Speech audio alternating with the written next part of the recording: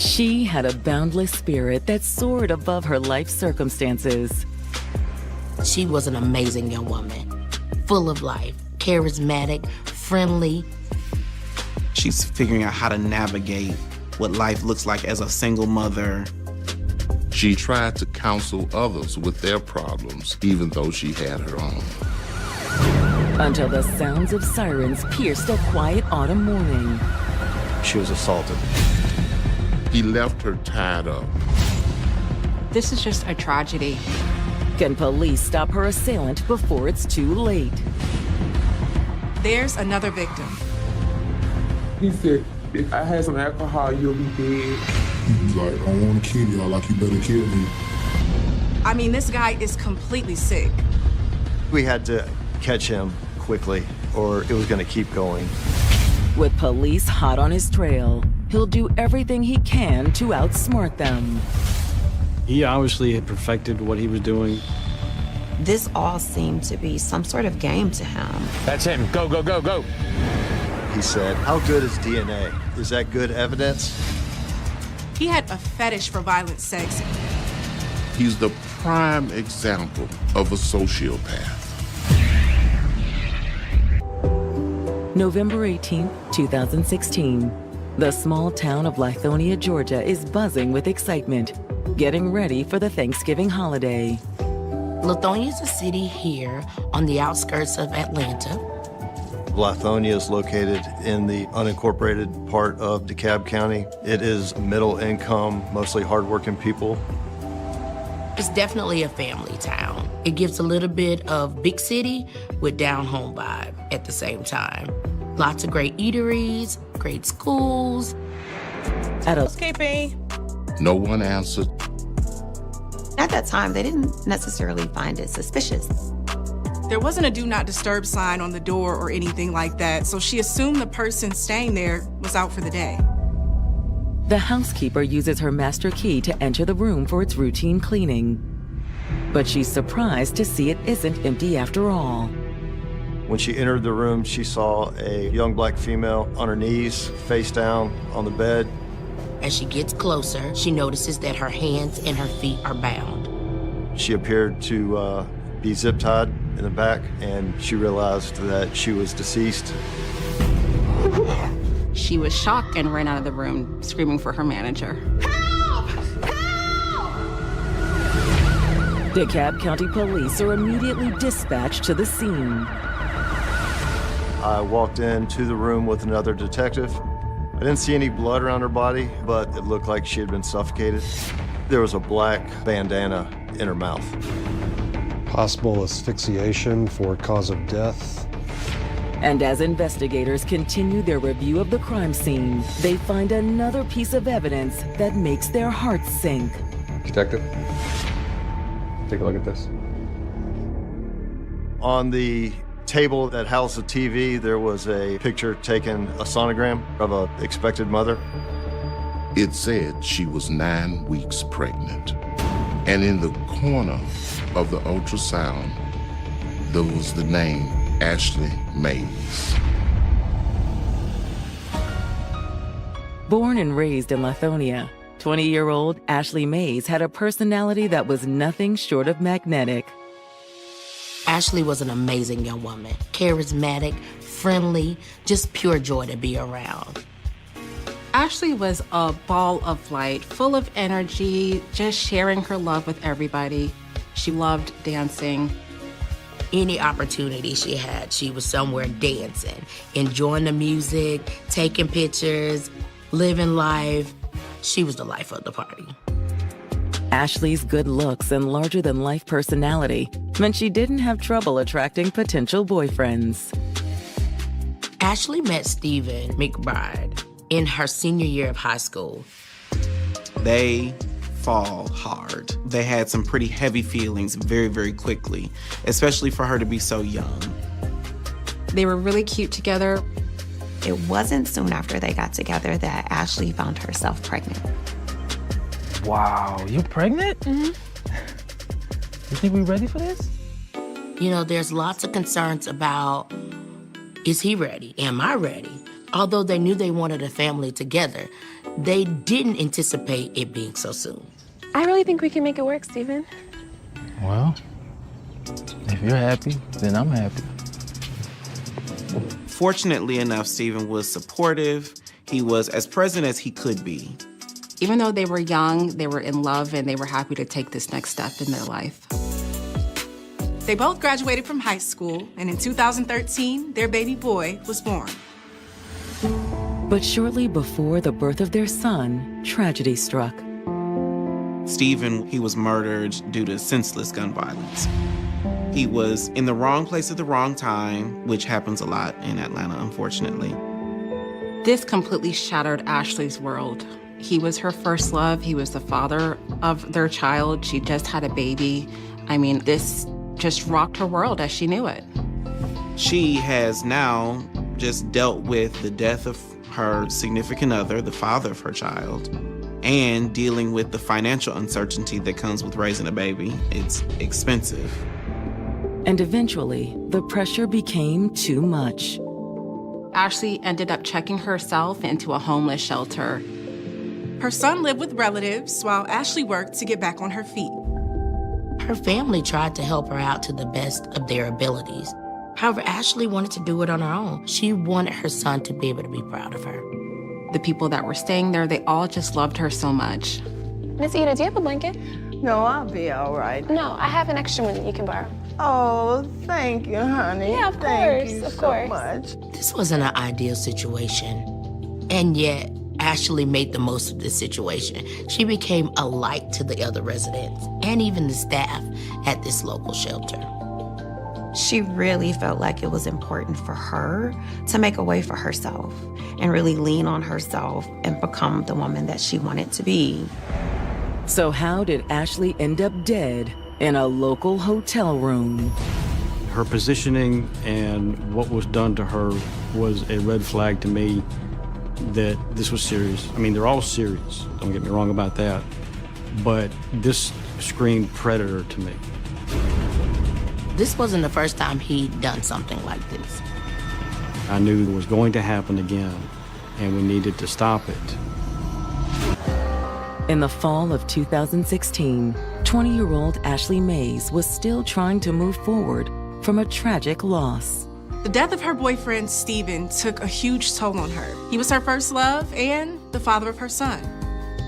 In today's society, it's extremely difficult to manage a household with two parents. Ashley was a single parent. There are lots of challenges as it related to income, job, housing, transportation, daycare. After sending her son to stay with relatives, Ashley had moved into a local homeless shelter until she could get back on her feet.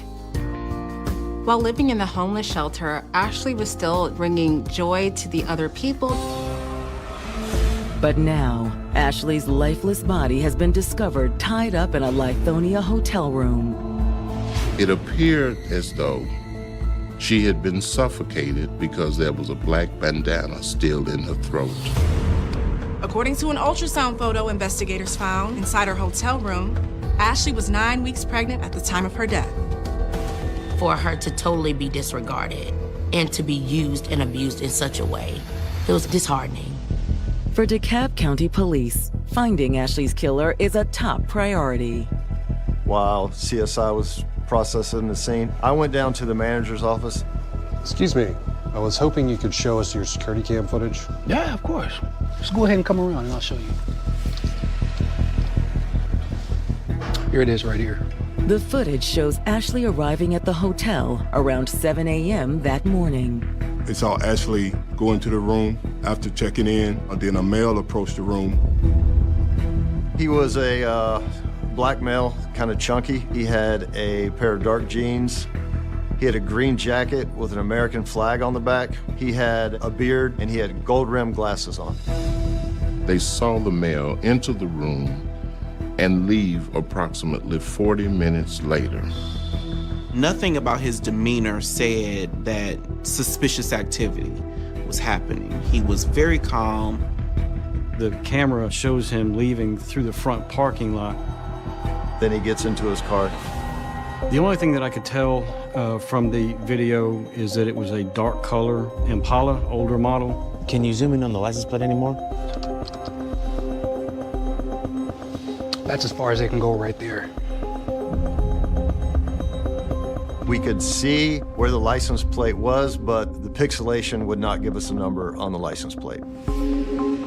Investigators' new priority is tracking down the driver of the dark-colored Impala. Thanks so much for your time. We appreciate it. To further their investigation, the detectives now took the description they had of both the person and the car, and they placed it on the media to look out for a dark-colored Impala. As detectives wait for leads to come in, they review the results of Ashley's autopsy report. The medical examiner was able to determine that she was strangled, and that was the cause of her death. They also confirmed that she was indeed 9 weeks pregnant, just as the ultrasound photo described. But that's not the only tragic news the medical examiner discovered. The autopsy report also revealed that sadly Ashley had been raped by her killer.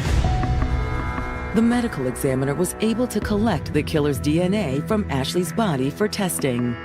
Once detectives locate their suspect, they'll be able to see if he's a match. At this point, investigators had to look at whether the father of Ashley's unborn child could have been the same person who did this to her. It sounds awful, but it's not uncommon for fathers to kill the mothers of the unborn baby to avoid having to pay child support. Searching for the identity of the father of Ashley's unborn child, detectives touch base with Ashley's own father to see if he has any information. I asked him to come to the office because I needed to sit down and talk to him. I know this is difficult. Still can't believe that she's gone. Do you have any information about the pregnancy that might help us determine who did this to her? Any information on the father? No, I don't. No one knew who the father was. Not even Ashley. As a homeless woman, Ashley was in a very vulnerable position. Unfortunately, homeless women are often targeted and sexually exploited. Detectives must consider that Ashley's pregnancy wasn't something she chose.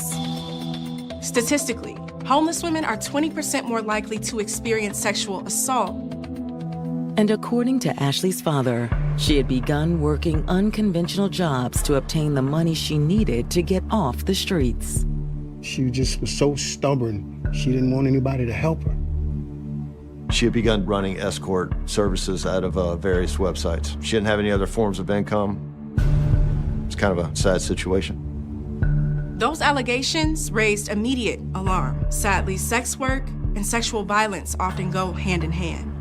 I wasn't happy about it, but what can I do? She was so headstrong and determined.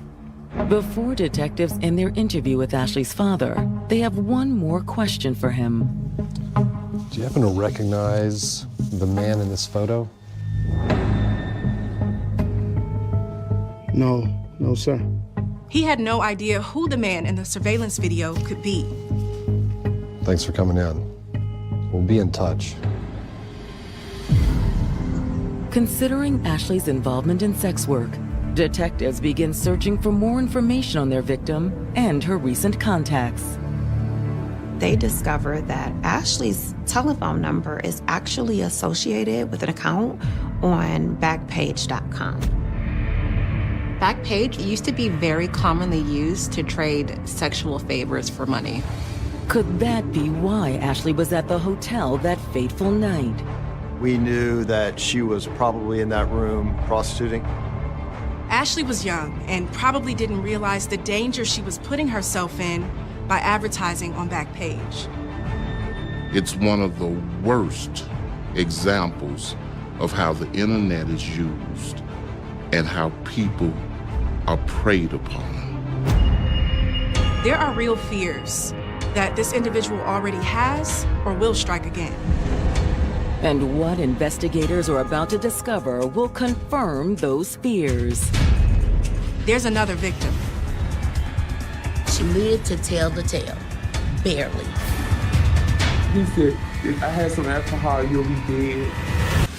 In the fall of 2016, Georgia detectives investigating the murder of 20-year-old Ashley Mays suspect her killer found her on Backpage.com after she posted an ad offering escort services. At the time of her death, Ashley was a young, pregnant mother with no reliable sources of income. Unfortunately, women who turn to this line of work often fall victim to violence. But is Ashley the only victim? Whoever killed Ashley seemed experienced and came to that hotel with a premeditated plan. Detectives realized that this may not be a first time for this suspect. Detective Schuler. Oh, really?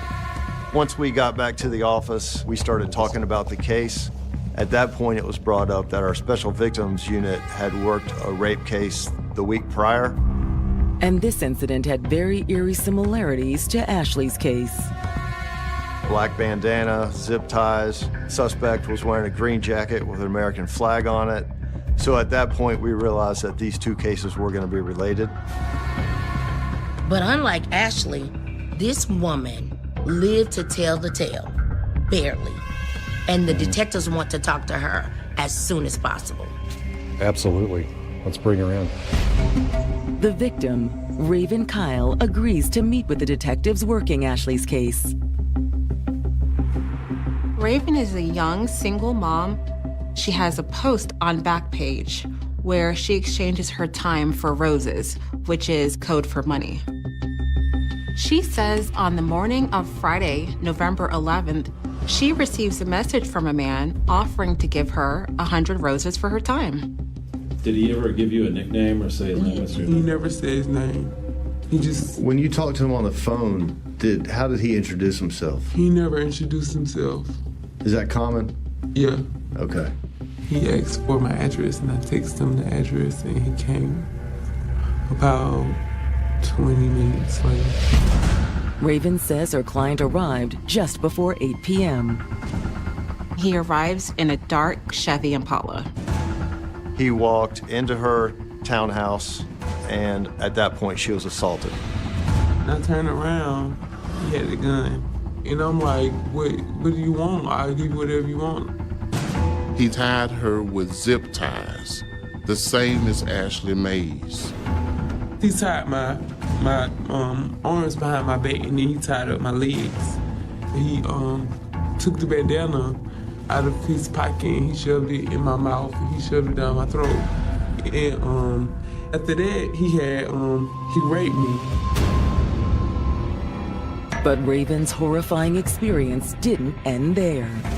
He got the bleach out of my closet, and he just started pouring it all over me. He then asked her, "Do you have any alcohol?" When you mix bleach and alcohol together, it creates chloroform. If inhaled, chloroform can be very deadly. And I was like, no. He said, if I had some alcohol, you'll be dead. Then he left her tied up. She was able to free herself, ran out of her townhouse crying, screaming. Neighbors heard, came over and assisted and called 911. She knows she's very lucky to be alive. Raven describes her attacker as a large black male. How heavy-set or how skinny was he? He was not skinny. Not skinny? The investigators show her the stills of the hotel surveillance. Is this the guy that attacked you? Yep, that's him. That's him. The gold glasses, the boot, the black pants. That's him. She unequivocally so was able to confirm it is the same person. Before detectives conclude the interview, Raven provides another key piece of evidence. Raven's attacker took 2 of her phones, but as it turns out, she had a third device that wasn't taken. And that device just happened to be the one that she was corresponding with him on. And I do have the phone number. She called that her work phone. So we were able to get the number that he contacted her from. Detectives find the same number in the records they've obtained for Ashley's cell phone. She had correspondence with his number just 1 hour before she was killed. The women were strangers.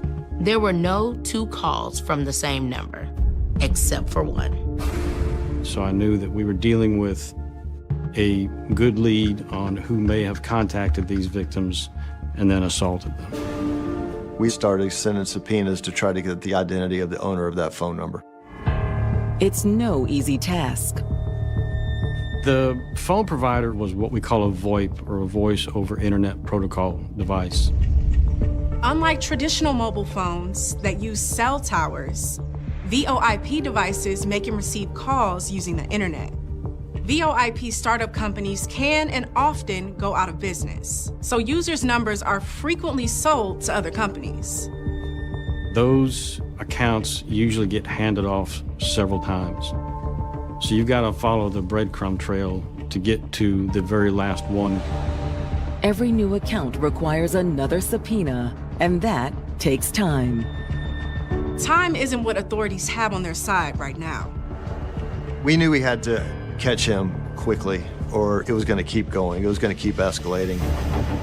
But on November 29th, investigators get a promising lead from an unlikely source, a low-level pimp named Corey Collins. This person comes forward with yet another violent story. Usually people that live that lifestyle don't want to have a ton of involvement with the police. He's like, I don't want to kill you, like, you better kill me.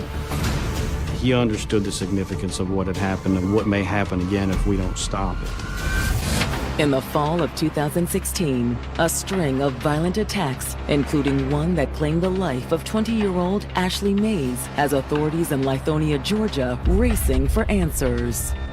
There is evidence that would definitely indicate he is a predator and he would do this again.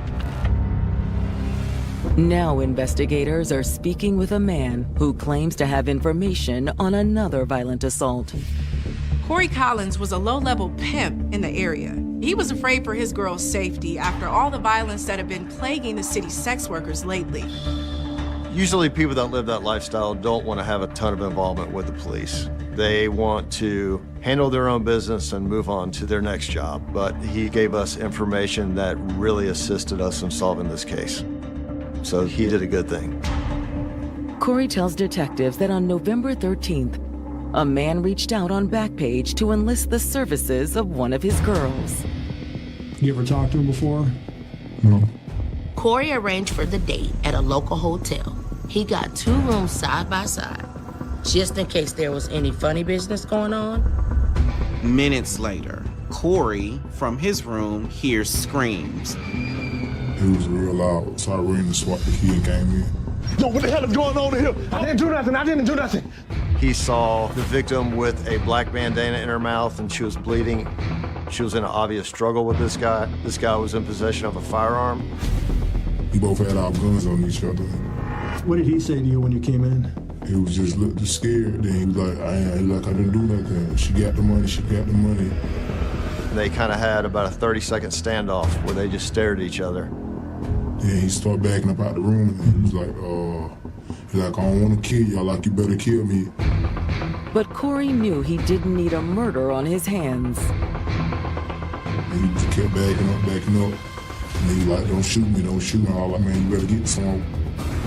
The male is able to get outside the hotel room. You better run! The assailant fled the scene in a dark-colored sedan, just like the one police had on surveillance from Ashley Mace's murder. Detectives know tracking down the suspect's dark-colored Impala is crucial to their investigation. But they soon receive an even more promising Crime Stoppers tip. We got a call from a young lady who claimed to know the male that was responsible for these crimes. She was another sex worker. When I saw the Crime Stoppers alert, I just knew I needed to call in. The woman tells detectives she knows someone who fits the description of the man police have been searching for. His name is Trey Williams, and he has frequent interactions with the sex workers in town. He also drives a dark-colored Impala. We talked to her, and she agreed to set up a date later that evening to kind of lure him into the apartment complex. As night falls on Lithonia, police set up a stakeout. Myself and Detective McQuilkin were at the location with uniformed officers. When authorities see the Impala pull in, they take action. That's him. Go, go, go, go. We initiated a traffic stop on him and took him into custody. What's going on? You're under arrest. I didn't do nothing. Once Trey Williams is detained, detectives search his vehicle. We processed the car first because we were looking for important evidence that we knew was stored in that car. They found a bag full of condoms. We did not find any zip ties or any black bandanas, but we did find personal information on various prostitutes in the area. He had actually graded them by service and how much they charged, and he had given them a ranking system. Clearly, this man was interested in having lots of sex. It was disturbing. He had an obsession with these women. In the winter of 2016, police have Trey Williams in custody for the murder of Ashley Mays and the violent assaults of at least 2 other women. He was an individual who would drive around looking for sex. Inside Trey's vehicle, detectives find a notebook ranking the services of various escorts, as well as their personal information. Surprisingly, Ashley and Raven weren't in the notebook, but dozens of other escorts were. Once we processed his car, we went back to interview him at headquarters. Someone is out there hurting these women. That's what I hear. Well, it's no coincidence you are sitting here. It's not me. Trey says that he is not a violent person and he simply likes to have a good time. When they ask him about Ashley Mays, he denies knowing her or the other girls. I'll admit I'm no saint, but I would never hurt a woman. You got the wrong guy. But detectives are skeptical. They asked him if he would agree to submit DNA samples, and he agreed. Sure, take whatever you want. The officers swabbed him for DNA. They knew the DNA test would soon tell them the full story. But when detectives receive the results of the DNA swab, they're stunned. When they get the DNA results back, Trey is not a match. Trey was not their man. We thought we had the right guy. You get run around a lot, but that was a good false lead. Detectives are now back at square one. That means the success of this case now hinges on their remaining piece of key evidence: the suspect's phone records. If authorities were going to solve this case, they had to find a way to identify the person that made the calls to these women on an internet phone. After 3 days spent contacting various phone companies, investigators finally get a hit. Oh, you got it? Great. It was Pinger. Pinger Inc. held the records. So I subpoenaed Pinger for the records for that phone number. There's no name associated with the account. However, there is a username: Tariq Hall 1992. Wonderful. Thank you very much. I immediately assumed 1992 was a birth year, and I was able to quickly find a Tariq Hall with that birth year. I was also able to find a photograph of Mr. Hall, and when I looked at that photograph and compared it to what I had seen in the video from the hotel, I knew that we had the right person. Detectives learn that Tariq works at a rapid transit company in Metro Atlanta. Tariq Hall was a bus driver for their mobility services. On November 29, 2016, Tariq arrives at work in the same black Chevy Impala police have been searching for. Once he arrived at work, we were able to take him into custody without incident. Inside Tariq's vehicle, police locate a plethora of evidence.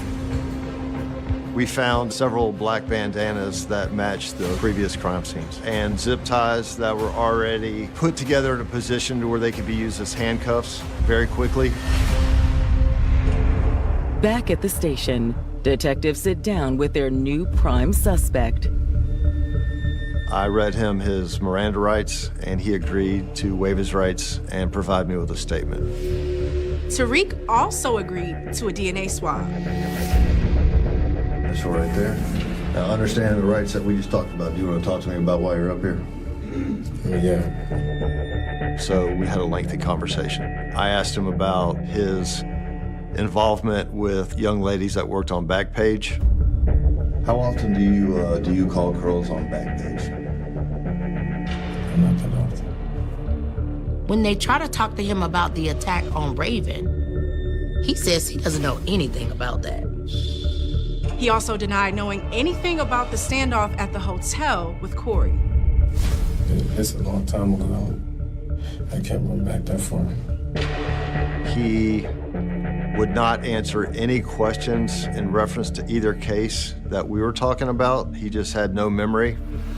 When detectives mentioned Ashley's murder, Tariq, again, can't recall a thing. To help jog Tariq's memory, detectives confront him with the hotel surveillance footage. Look at me in the eye and tell me that's not you. You can't do it, man. Tariq took no responsibility, even though the officer showed him his own picture. Tariq was very cool, eerily cool, in the interrogation room. The way you walked into that hotel room and the way you walked out, cool as a cucumber, man. It's like you've done this 100 times. Tariq's demeanor showed a person who did not care about the life of anybody. And detectives are getting frustrated with his nonchalant attitude. I wasn't in there. You were in the damn room, Tariq. Don't look at me like I'm stupid and tell me that you weren't in that room. All right? Don't disrespect me like that. He seemed absolutely unbothered by any of the evidence that they were bringing against him. You know where you f***ed up? Your cell phone. The email address you used to re-up? To recall 1992. Then he just said, I don't want to answer any more questions. I need an attorney. So the interview's over. So I'm a lawyer. Okay, you need a lawyer? You need one. Trust me, you need one. But when detectives subpoena the contents of Tariq's cell phone, they'll uncover even more chilling evidence against him. I found images of our victim. Tariq's a prime example of a sociopath.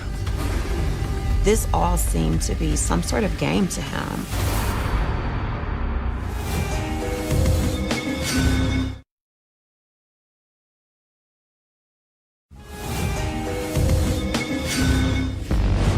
Police have arrested 24-year-old bus driver Tariq Hall for the murder of Ashley Mays and assaults against 2 other women in the Atlanta area. This is someone who is a predator, and from what I could tell, had been at it for a while and was not going to stop. Tariq's cool as a cucumber demeanor, the way he did the whole interview with detectives, just shows that he is a cold-blooded killer who just has no remorse. That's further confirmed when detectives scroll through the camera roll on Tariq's phone. He had actually recorded a video of him watching our Crime Stoppers tip air on the news. When the video closes, the only thing he says is, I can beat that. Deeper in Tariq's camera roll is something even more chilling. I found images of our victim Mays before and after she was killed. This all seemed to be some sort of game to him, where maybe he even saw these women as being trophies. There is no indication that he would have stopped, and I don't believe he would have. However, the most damning evidence against Tariq is revealed when they compare his DNA with the foreign DNA collected from Ashley's body. The nail in the coffin is results from the DNA test. It's an exact match. There was a 1 in 10 sextillion chance that it was anybody else in the world. That's a big number. Detective Schuler decides to personally inform Tariq of the news. Well, how about this? I just presented the DNA evidence, and Mr. Hall stated at that point, he said, "How good is DNA?" He said, is that good evidence? It's some of the best evidence there is. At that point, I told him that he would never get out of jail because DNA is unbreakable evidence. The DNA evidence is big enough to knock the fight right out of Tariq. Okay. Okay. He called his sister from the jail and said, "Don't worry about selling my car for an attorney. I'm not gonna need one. They got me." Tariq admits he found Ashley on Backpage, and they agreed to meet at the hotel for a rendezvous. Hey, you Ashley? Yeah, you got cash? Yeah. Come on in. Immediately, Tariq brandished a gun, pulled it out. Get on the bed. Well, I didn't do all that. Get on the bed! He made her lay down. Please stop! Shut up! Next, he pulled zip ties out of his pocket and zip tied her hands and her feet behind her back. He shoved a bandana in her mouth, just like he did with Raven, and snapped a few photos. Then he had his way with her. In the process, Tariq admits he strangled Ashley. Once she was dead, he took more photos. I mean, this guy is completely sick. Then he calmly walked out of the hotel. Tariq, why? Why did you do it? I don't know. I just lose control sometimes. He essentially just had a fetish for violent sex and didn't care when it went too far. People ask me why Ashley, why kill that one?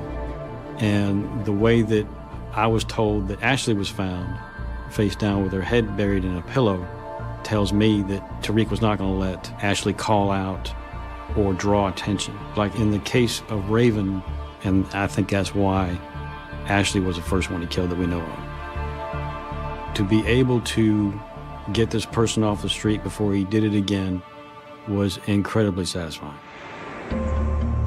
On October 4th, 2017, Tariq Hall pleads guilty to murder and rape charges.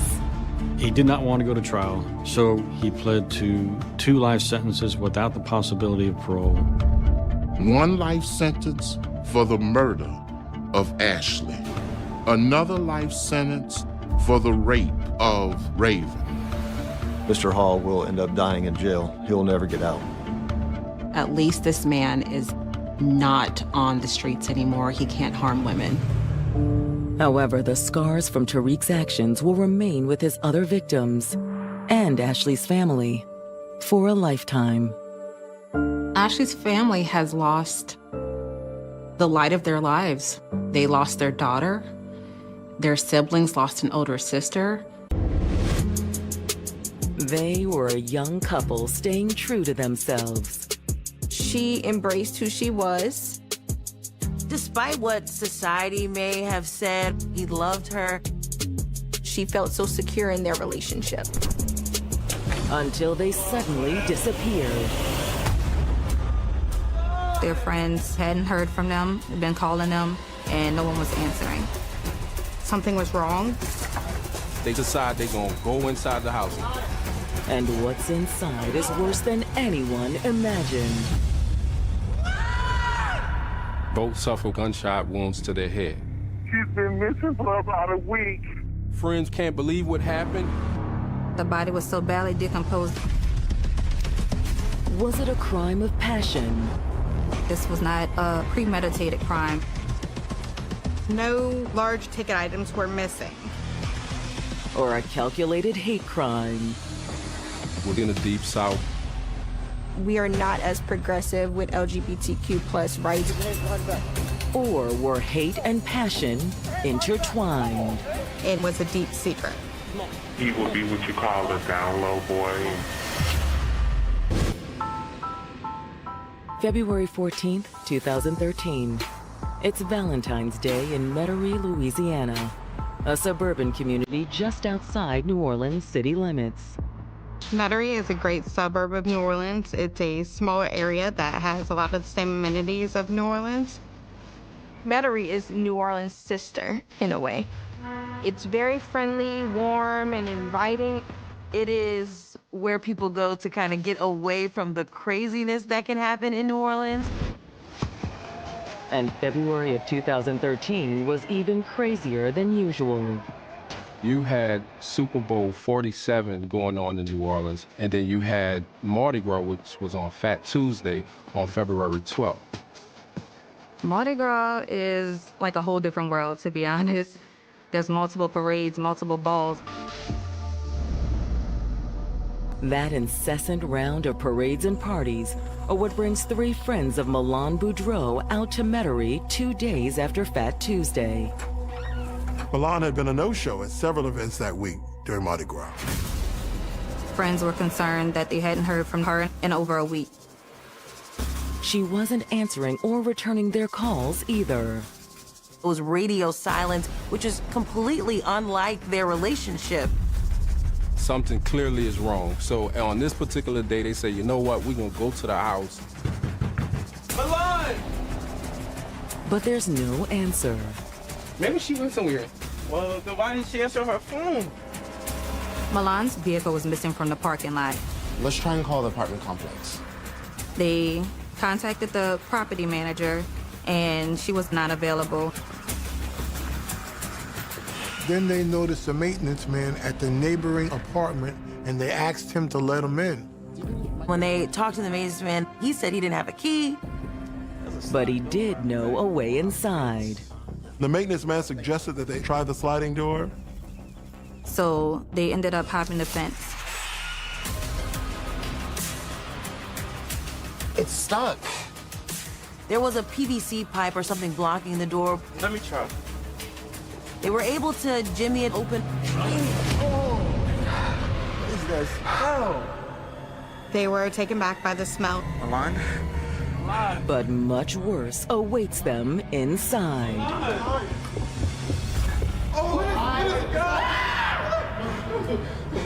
They found Milan laying on the ground in the apartment.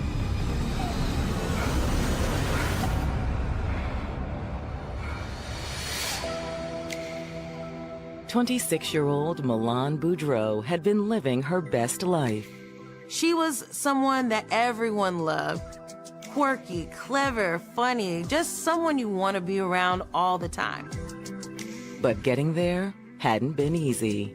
Milan was born Morris Alexander. She had a very difficult time growing up as a transgender woman in the South. However, Milan put on a brave face. She walked with pride. She embraced who she was. And she had a knack for bringing that confidence out in others. Milan was a stylist. She loved to help others look good. It was her passion. So of course she had all the fashion trends on lock, and she had the hair on point, nails on point, makeup on point. She was also very active in New Orleans' club scene. It's a place where people can freely express themselves and do not have to worry about judgment and ridicule for their personal beliefs and their sexual orientation. She loved the New Orleans nightlife and had a very close-knit friendship group. However, Milan's life wasn't all play. She was taking classes at Southern University in New Orleans. And through it all, she had the loving support of her longtime friend, Akeem. Akeem and Milan were best friends. They'd grown up together in New Orleans in this tight-knit group of friends, but the two were like night and day. Milan was the girl's girl, the fashionista, but Akeem was a guy's guy. He was on the football team, he loved his sports. They were polar opposite. But eventually, those opposites did attract. You sure about this? What do you mean? You know. Come on, Milan. It's me. Despite what society may have said or the pressures they may have felt, Akeem didn't have a problem with it. Akeem was not embarrassed about his relationship with Milan. He was very, very, very proud of who she was and who they were. He loved her, appreciated her, and wanted to be with her. So it was natural that they came together to become a couple.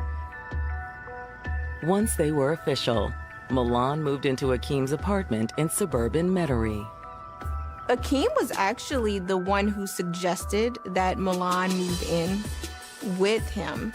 And Milan even went as far as taking Akeem's last name because she felt so secure in their relationship. Although it wasn't yet legal, they essentially considered themselves married. This relationship was on its way to a bright future. But now, after being unable to reach Milan for more than a week, friends have found her dead body inside her and Akeem's suburban New Orleans home. Milan's friend, Celeste, she calls 911, and the audio of that call, it is heartbreaking. She's been missing for about a week. Ever since the beginning of this week, though, a group of us decided to come over here and turn their dead. Let me get somebody over here. Jefferson Parish Sheriff's deputies respond to the scene. Our farm was out in the boondocks. It's a rural farming The person was town. deceased inside, so it's He loved considered a his coastal fishing. call. He loved Officers hunting. are basically on deck. But when it We came go to in, romance, we see he what we never have, quite we hit clear the the target. house, make sure nobody else is He inside. just couldn't find But the as right the person. deputies move He's through been the married apartment, and divorced they make 3 another times. gruesome discovery. Right here. They find And he would another never dead get body. another chance. This man was murdered. After But why would they spending have most of targeted her my life brother out struggling of with the blue? discrimination Doesn't over make her any sense. identity, Milan Boudreaux Or was had it found all love part with her of an best elaborate friend, plot? Akeem. Milan and Akeem established a relationship. Put it on me. People like seeing With them toxic together, and his relationships, family says it's that very he was difficult to happy. get out. They were a very loving couple. But now, after Milan and Akeem have been missing for over a week, Jefferson Parish Sheriff's deputies have discovered 2 dead bodies inside the couple's suburban New Orleans apartment. March 24th, They knew that they had 2000. been there for quite some time It's Friday because of how morning in badly Atchison, Kansas, decomposed they were. a town of 10,000 They an were almost hour northwest unidentifiable. They of were so Kansas City. decomposed. Atchison is a pretty small So you can town just imagine compared how to Kansas terrible that City. scene must Mostly have a been. farming, rural area. People know their neighbors and After are deputies involved secure the with scene, homicide detectives arrive to begin their investigation. They were trying to determine what went wrong in this apartment. There's speculation as to what occurred. Is it a murder-suicide? Is it a home invasion? Based on the condition of the apartment, a home invasion appears unlikely. There were no signs of forced entry. They were also able to rule out that this was a robbery. No large ticket items were missing. However, neither victim had a cell phone on them. And while the detectives suspect the victims are Milan and Akeem, what happened inside the apartment is less clear. Due to how badly the bodies were decomposed, they were unable to tell on scene exactly the cause of death. Although there are some clues. There was a .380 shell casing found at the scene. And there was no gun found anywhere in the apartment. Detectives were able to rule out a murder-suicide. Jefferson Parish are now investigating this as a double homicide. While the medical examiner's crew removes the bodies in order to confirm their identities and determine exactly how they died, detectives speak with Milan and Akeem's friends, Scott and Brandon. Milan's friend Celeste was too distraught to give her statement at the scene. She was devastated. This woman was looking for her friend and then found her in this state. The detectives begin by trying to establish a timeline to determine when the murders occurred. The state of these bodies, they were so badly decomposed, told them it had been quite a while. When was the last time you saw Milan? Monday night at a club. About what time? About 12:30, 1 o'clock in the morning. That would be the early morning hours of February 5th. So that was 9 days before the bodies were discovered. All right, why did you go over there today? I called several times and several of the friends called also. Everyone was getting word. Both Milan and Akeem were very active in their friend groups and their communities. This wasn't like them to just disappear. In fact, Scott says he'd been so worried he'd dropped by the apartment on Monday. And that was the 11th, 3 days before they found the bodies. I didn't knock on the door because I didn't see a car. He thought, okay, maybe they're out of town. When people go missing, there are lots of different possibilities of why they went missing, whether they just want to get away from life stress, their environment. But after several more days with no word from Milan, Scott, Celeste, and Brandon had decided to try again. They had a very strong feeling that something was wrong. But when they got there, her car was still gone.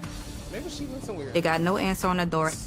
The front door was locked, and that's when we set out. I talked to the manager. That didn't work. So when the maintenance man suggested that they try the sliding door, they did not hesitate. We said, let's do it, because we both worried. Like, we don't go a day without really talking to her. But Scott is still in shock from the horrific scene they encountered inside the apartment. The friends can't believe what happened. They have no reason to think their friends would be dead like this. Any idea who would have dug them home? No, ma'am. This was a couple who didn't appear to have any enemies. Thank you for your And the crime scene has left detectives little to work with. They had one shell casing, that was it. However, what's missing from the scene may be just as important for the investigation. Their car was not in the parking lot. Where could this vehicle be? Maybe the killer had made off with Milan and Akeem's car. Hoping it could lead them to the killer, detectives issue a be on the lookout for the vehicle. At this point, detectives were grasping at straws. Although when detectives receive the autopsy results, they do at least confirm that the victims are indeed Milan and Akeem. The autopsy also confirmed how they died. Milan and Akeem both suffered with gunshot wounds to their head. They'd both been shot execution style. Akeem had been shot in the side of his head. The angle of Milan's wounds suggested that she was in front of the attacker when she was shot. But who would want to execute the couple? With little else to go on, the detectives start digging into Milan and Akeem's past. They wanted to know who are these people affiliated with and what would lead to this crime. It was possible that only one of them was the killer's target and the other was just collateral damage. When the detectives run Akeem's name through their database, something pops. Akeem was on probation for a marijuana charge. Are they looking at a drug deal gone bad? Or was it possible Milan was the target? Looking into her background, the detectives discovered that Milan had been on probation, but it was not for selling drugs. It was for selling herself. Detectives investigating the deaths of Milan and Akeem Boudreaux have uncovered information that may have contributed to the couple's execution-style murders. Akeem was on probation for a marijuana charge, and Milan was a sex worker. Milan was arrested 8 months prior for prostitution, and she was also on probation. And now detectives wonder if either could have been a factor in the murders. Are they looking at someone who was upset about a drug deal? Or was the killer one of Milan's clients? Sex work is a very dangerous line of work because those who do sex work are less likely to report sexual harassment, assault, and stalking. You can imagine for detectives that the sky is the limit here. Hoping to learn more about the couple's illegal activities, the detectives reach out to more people in Milan and Akeem's circle of friends. Their friends admit that Akeem had been selling weed on a small scale. They needed money to support their living. Friends say that Milan had turned to sex work for much of the same reason. Trans women are likely to experience hiring or workplace discrimination. This could make it extremely difficult to get a job and keep a job. And since Milan was also paying for school, the money she made at the salon wasn't always enough. Many trans women are forced to do sex work because they have no other way of making a living. Milan would meet up with gentlemen from Backpage.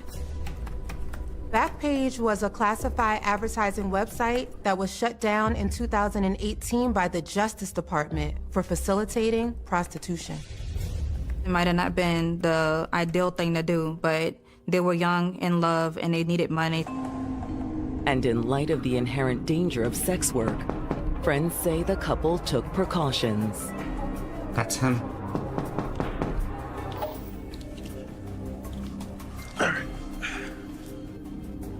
I'll be in the bedroom.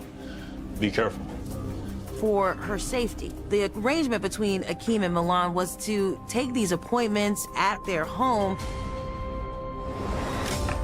But now detectives wonder if those precautions had led to a double homicide. Now, if the killer was a client, that would explain why Milan was killed in the hallway and Akeem was killed in the bedroom. Hoping the mystery client may have contacted Milan to schedule the appointment, the detectives subpoena her cell phone records. That might also explain why her phone was missing. The killer might have taken it, thinking that their number would show up in the call or text logs. Then, while waiting for the phone records, detectives receive a call from Milan's mother. Homicide. After the police released the crime scene, she and Akeem's family started cleaning out the apartment. Yeah, we were cleaning out their things and I noticed something. Milan's mom realizes her laptop is missing. It wasn't on the list that you gave us. Did you guys take it into evidence? No, ma'am. So now there's no car, there's no cell phone, there's no laptop. Detectives assume the killer took it for the same reason they may have taken her phone. Since Milan was advertising via an internet site, the computer may contain information leading to the killer. But when they receive Milan's phone records, they don't get detectives any closer to identifying a suspect. The calls and texts Milan made prior to her death were only to her friends and family. So she must have been using email or a texting app to talk to clients. With her phone a dead end, the detectives focus on Milan's missing car. Detective, can you come look at this? They pulled traffic footage from the area around Milan's apartment, and they see Milan's car. On the video, it appears to be traveling away from the apartment. The timestamp was February 5th at 9 p.m. The detectives are convinced that the killer had made off with Milan and Akeem's car. But if detectives can find it, will it lead them to Milan and Akeem's killer? On February 16th, 2 days after friends found Milan and Akeem's dead bodies inside their apartment, police in Baton Rouge respond to a domestic disturbance call. Baton Rouge is about 80 miles outside of New Orleans. Get in the car. Get in the car. They were called out to a domestic violence altercation in the middle of the street. When the police arrive, they find a man beating a woman outside a car that's stopped in the street. Once he realizes the police are there, the man tries to make a run for it. Hey, stop. He doesn't get very far. Police catch him. The man's name is Melvin Miller. The woman he was assaulting was his girlfriend, Sienna Hampton. Put your hands behind your back. But will an assault charge be the only thing Melvin's facing? When the police run his tags, they find something really suspicious. He was driving a dead woman's car.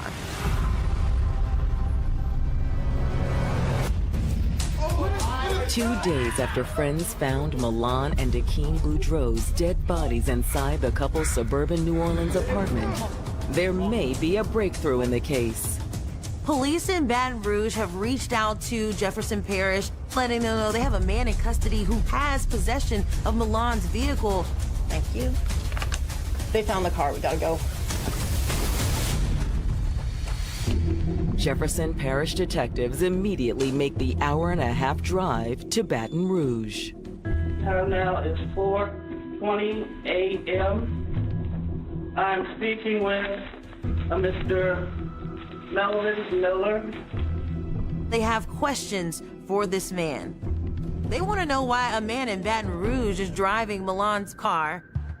But when they ask him how he ended up with Milan's car, Melvin says he had no idea it was stolen. Melvin stated that he had bought the vehicle off a gentleman at a gas station on Plank Road in Baton Rouge. There was a for sale sign in it? Yes, ma'am. Melvin said that while he was looking at the car, a man approached him and started negotiating a price. He gave me how much I had, like $800. Okay. He says he handed over the $800, and the man had simply given him the keys. Did you get a bill of sale or anything? No, ma'am. The title? No, ma'am. In fact, Melvin said he didn't even get the man's name. He said he seemed to be in his 20s, he had dreadlocks. You didn't get a phone number? No, ma'am. I ain't have no phone. Melvin had an answer for everything. But the detectives have their doubts.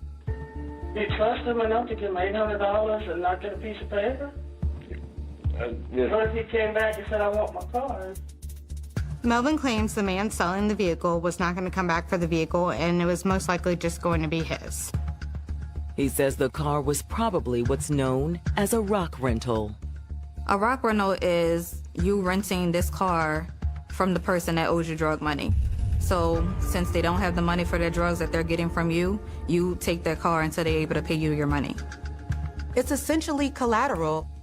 If you don't pay up, the dealer will sell the car to recover some of the money that you owe. Or could there be another reason the man was so eager to sell the car? Maybe it tied him to the murder. Still, before the detectives look into the mysterious young man with the dreadlocks, they'll need to rule out Melvin as a suspect. You weren't in New Orleans or Jefferson Parish or that area the week after Super Bowl? No, ma'am. Or last week, Mardi Gras or anything? No, ma'am. Melvin swore that he had not been in New Orleans in weeks and that he was actually out of town the night of February 5th. Okay, where did you go? To Texas. Texas? Uh-huh. Melvin tells detectives he'd taken a bus to Dallas. What bus? The Greyhound bus. You saw the ticket? No, ma'am. It's at this point Melvin's alibi begins to get a little bit shaky. You got the ticket in your name? Mm-mm. What name did you use to get the ticket? Somebody else's name. I ain't want my girl to know that she don't like me leaving town. My girl, that's why. Melvin told investigators that he was going to see another female in the Dallas area. Okay. All right, but you didn't go to New Orleans? Nuh-uh, I ain't been to New Orleans. Okay. And you didn't get that car in New Orleans? No. He started to get defensive, asking the detectives why they were so interested in his new car. That's when detectives drop the bombshell. The car you're in belongs to somebody that's dead. All right. That's why you're here. That's why you're here. The person who owned the car was murdered, and the car was taken. Oh. At that point, Melvin Miller then asked for a lawyer. You want to end the interview and get a lawyer? It is not. However, while asking for an attorney allows Melvin to stop the interview, it doesn't keep him out of jail.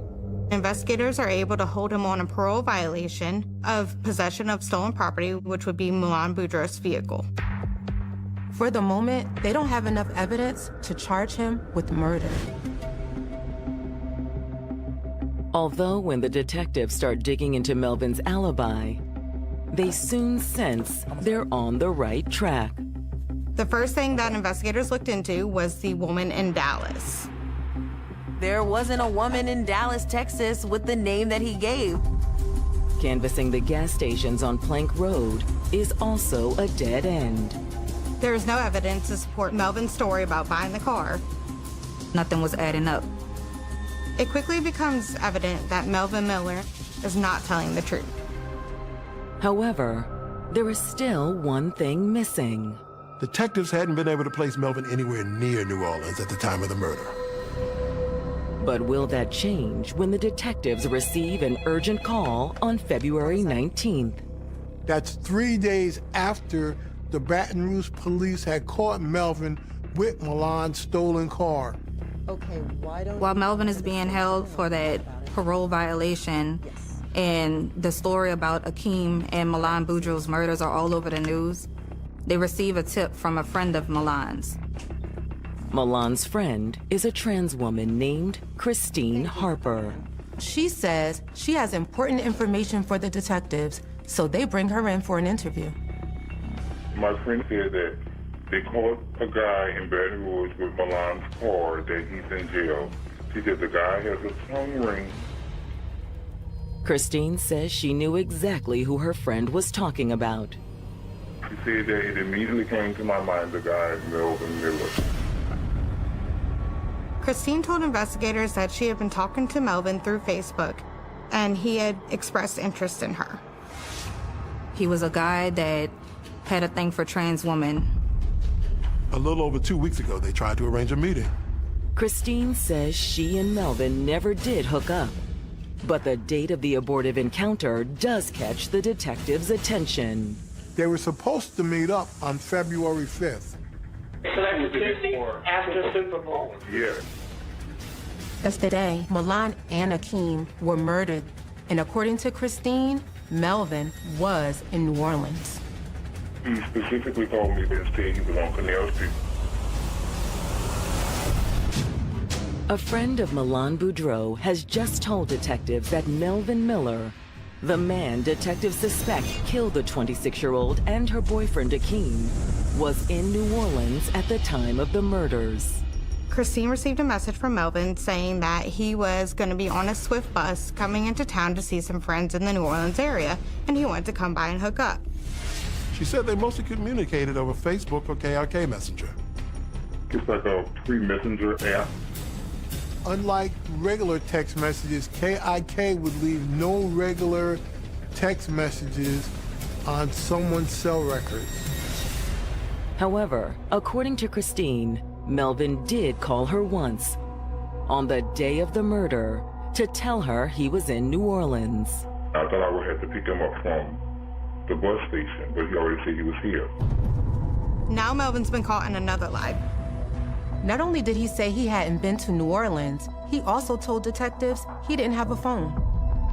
And did he give you the impression he was going to come over and see you? Yes, he did.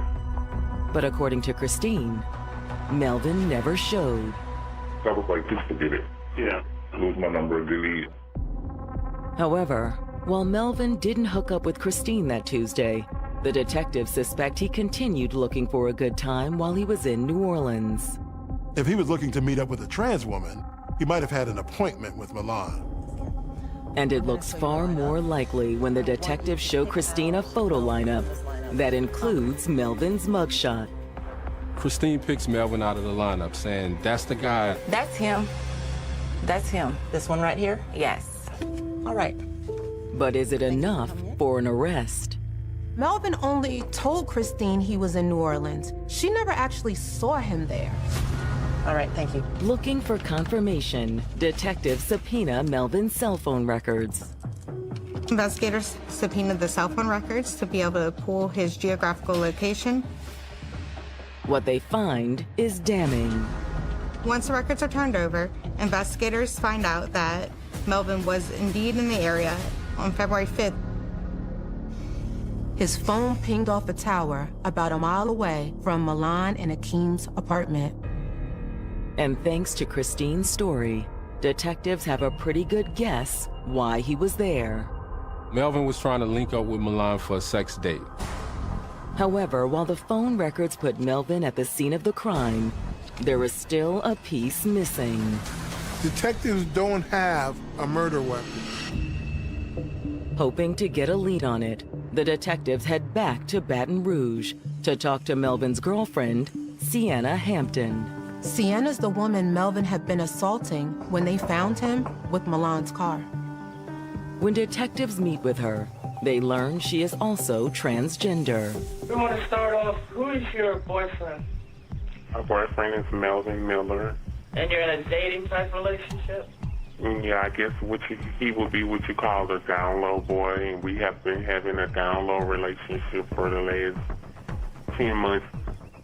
Down low means that someone is hiding a part of themselves that they are ashamed to reveal to the rest of the world.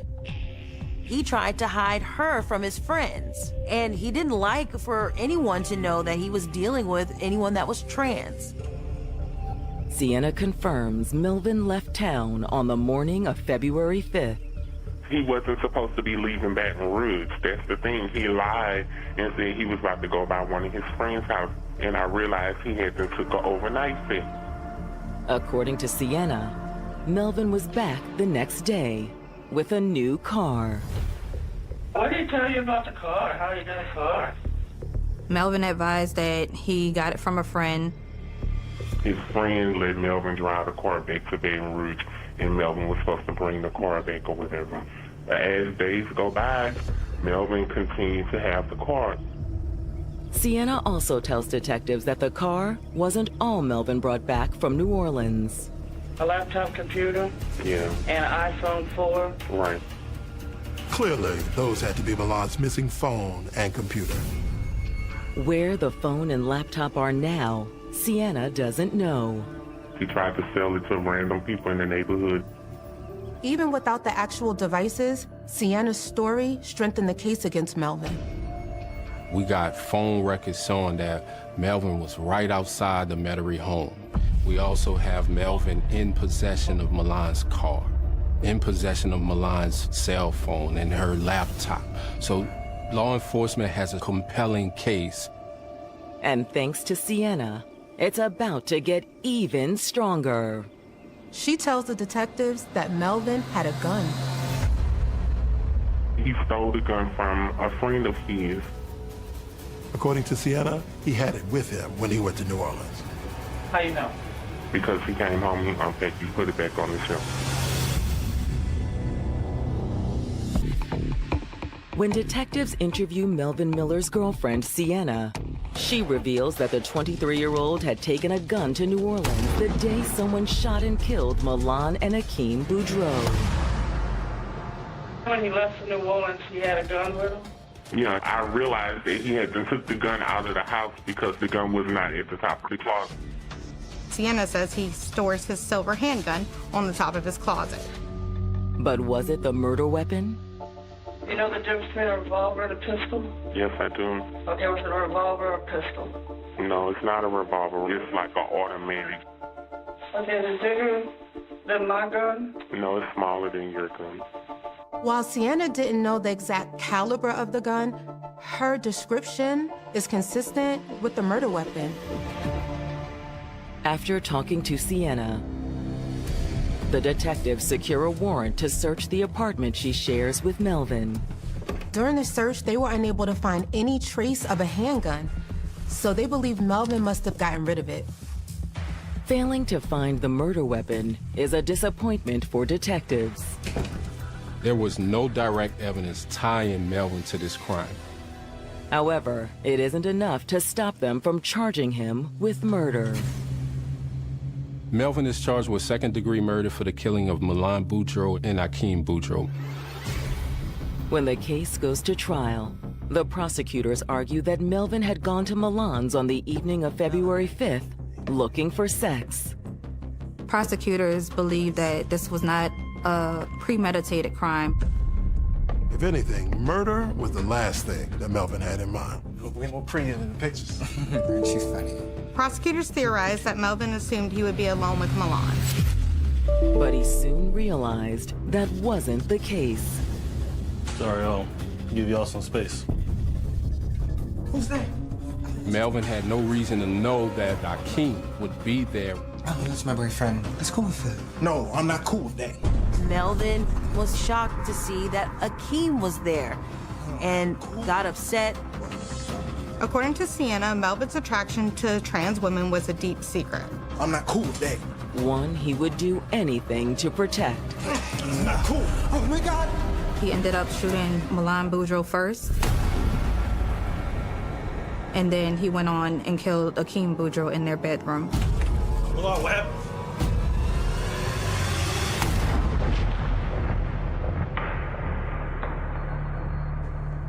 According to the prosecution, Melvin killed Milan and Akeem to protect his secret. Prosecutors suspect Melvin took Milan's phone and computer for the same reason. If they've been in contact on messaging apps, that info could be on either device. And then he took Milan's car and drove back to Baton Rouge. He was still driving the car almost 2 weeks after the murder. When it's the defense's turn, they argue that there's a perfectly innocent explanation for why Melvin had Milan's car. The defense stands by Melvin's original story that he bought the car from a man with dreadlocks at a gas station in Baton Rouge, and that he was the actual killer, not Melvin. We had no witnesses saying that Melvin committed these crimes. We had no video evidence to show that Melvin went in the house. It was purely circumstantial. But will that be enough to raise reasonable doubt with the jury? The jurors find Melvin guilty on 2 counts of second-degree murder. He's sentenced to life in prison without the possibility of parole.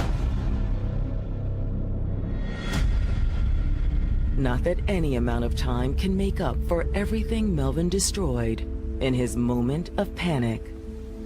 Milan and Akeem lost their lives, mainly because Melvin didn't want to express his true identity, or he didn't want people to know what his sexual preference was. Marginalization, systemic oppression, hate crimes, all of these things matter because it trickles down to the individual person or the More than individual her fair people. share of struggles in life. It's a shame that Melvin couldn't live his truth. And because of that, he took the lives of 2 people who did live their truth. Memphis, Tennessee is known as the Center for Arts and Entertainment in the Deep South. But in 2010, the city lost one of its hometown heroes in a hail of gunfire. The mysterious death of the beloved NBA superstar would confound police for years and bring an entire community together in the search for justice. Built in the 1800s, atop bluffs overlooking the Mississippi River, Memphis has become one of the South's fastest growing cities. The river was a transport place, and it was world renowned for cotton and sugar. It was a place where everything came in. Memphis, I think, is probably the world's largest small town. I mean, it's a place where people know each other, people care about each other. I love the pace of the city. It has a lot of soul. Part of that soul comes from the city's connection to music. Memphis is known as the birthplace of rock and roll. But decades before Elvis laid down his first track at Sun Studios, it was the home of the blues. Memphis is what we call a chocolate city. It's 65% African American. That shapes our culture and our attitude and the way we are. The blues, being founded right here in Memphis on Beale Street, people like Johnny Asen, Bobby Bland, and Roscoe Gordon, B.B. King. All of these blues people made Memphis home. Memphis has always had that good, soulful R&B music, jazz, blues, rock and roll, and it still has it to this day. You can find good music almost anywhere in this city, and we are never at a loss for some good entertainment. Beale Street also served as an economic center for the town's black businesses. But during the Civil Rights Movement, it transformed into a hotbed of political activism. Memphis was always sort of a calm town where civil rights was concerned. But all of that changed in the mid to late 1960s. The sanitation workers decided to go on strike because they were paid miserably, they were treated miserably. They didn't have the proper kinds of health insurance and benefits or that a person needs to just sustain life and take care of a family. Everybody else was involved in civil rights, coalesced around them. And they were able to get Dr. Martin Luther King to come to town to support the sanitation workers. He led a march. The march turned violent. He was criticized by the newspapers as someone who could no longer lead a peaceful demonstration. He could not let that be the last word, so he came back to do another march. And when he came back to do another march, that's when he was assassinated on April 4th, 1968, right here in this city. And this city has really never got over the assassination of Dr. King. It proved that we had a lot of work to do. Memphis has spent the last 50 years healing the wounds caused by Dr. King's death. And there's one thing that can always bring the city together. Memphians love basketball. It's kind of the glue that holds this town together. It doesn't matter whether you're black or you're white. When you're watching Memphis basketball, everybody's pulling for the same team. And that means a lot in this community. In 1995, the city got their own team to root for when the Vancouver Grizzlies relocated to Memphis. One of their star players was a 6'11" center named Lorenzen Wright. I remember when I first met Lorenzen in high school, Booker T. Washington, senior year in 1994. The coach told me, hey, go look at this kid. You're going to like what you see. Was an outstanding player, big guy. He then decided to enroll at the University of Memphis. It was nothing but excitement. He was huge in building that program. He was a McDonald's All-American. Everyone, you could tell this guy was going places. While playing for the Memphis Tigers, Lorenzen met the love of his life, Shara Robinson. Lorenzen, yes, I went up there to help her move her stuff in the dorm. We started dating. Shara was gung-ho spiritually. She was ready to do ministry. She had a heart for people, salvation, particularly young ladies who were underprivileged, and that's her heart. The relationship kind of blossomed surprisingly fast. Next thing I know, he was getting married. Shara and Lorenzen welcomed their first child in April of 1995, and the new husband and father continued to excel on the basketball court. They had no idea he was going to be drafted in the NBA. Then we had potential, but not necessarily had an idea he would be. And so, of course, that was the goal. And so she stayed with him through that whole ride. After wrapping up an impressive college career, Lorenzen entered the NBA draft in 1996 with his family by his side. Everybody was in front of a TV set that night. When the NBA draft went off, the seventh they called Lorenzen Wright, everybody screaming. He was the first-round draft pick. Played in Los Angeles for the Clippers for a while. After 5 years with the Clippers, Lorenzen briefly played for the Atlanta Hawks before being traded to his hometown team, the Memphis Grizzlies. The town welcomed him, Shara, and their now 4 children back home with open arms. The fans literally packed the Forum just to see him play. After all, he's a hometown product. And it was just outstanding for him and for us, for him to be here. He's one of the giants, of Memphis basketball. He's a hometown hero. Lorenzen was more than just a player. He was also a pillar of the community, volunteering his time and money to the city that raised him. But 2 years later, tragedy struck the Wright family when their newborn daughter, Sierra, passed away. Sierra, who was 11 months old when she died, was reported in the news as a SIDS death, one of these crib deaths. The whole thing was just devastating. We grieved. with him and with the family. The community just sort of wrapped its collective arms around Lorenzen. The Wrights took comfort from their community, but in 2006, Lorenzen was traded back to Atlanta, where he would finish out the rest of his career. Shara and their 6 children remained in Memphis. Although the couple would get divorced in 2010, they remained close. The children loved their father. They would spend whatever time they could with Lorenzen in his apartment in Atlanta. After Shara and Lorenzen were divorced in February of 2010, they continued to be in contact, not only about the children, but also romantically as well. In fact, the children told us that Lorenzen had proposed to Shara and wanted to get married to her again, and that she had said yes. But before Lorenzen and Shara could renew their vows, the former NBA center suddenly vanished without a trace. July 18, 2010, Lorenzen travels to Memphis to attend his sister's baby shower.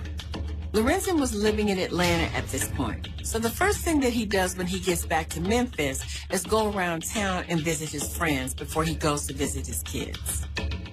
My nephew, Phil, he actually picked Lorenzen up and took him over to Shara's house.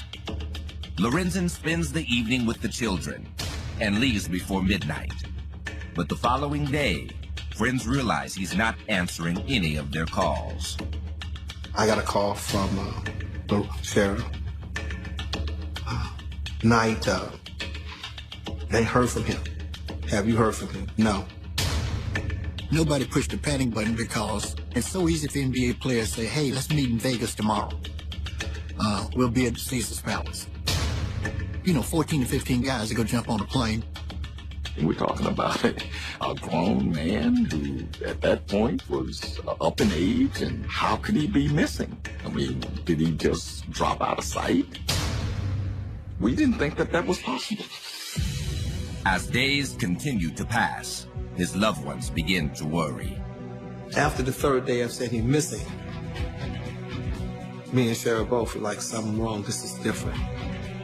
That then became the top concern in this town for everybody. Where is Lorenzen Wright? And what happened to him? The answer would confirm everyone's worst fears. Georgia 911, where's your emergency? Hello?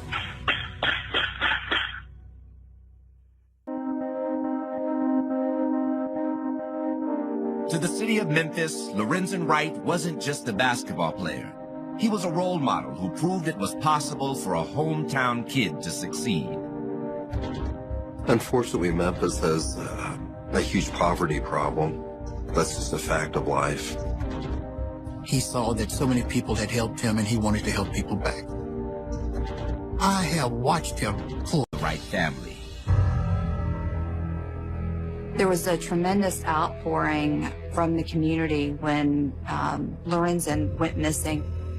I remember that week of suspense, the phone calls, the concern. We just showed as much love as Memphis knows how to do. Everyone is praying for Lorenzen's safe return, but 10 days after his disappearance, the case takes a horrific turn. And I remember receiving a phone call from Dr. Tosin. He was the dentist for the Christie's team. And he said, sit down, we found your boy. Where the body was found was actually in a remote kind of wooded area. It's where the boundaries of Memphis connect with the boundaries of 2 other suburban cities, Germantown and Collierville. It was immediately clear that Lorenzen Wright had been murdered. There were 5 gunshots with 2 to the back of the head. He was still wearing all of his jewelry, so it was evident to the police that this wasn't a robbery. He was actually shot execution style. But who would murder a hometown hero like Lorenzen? And why?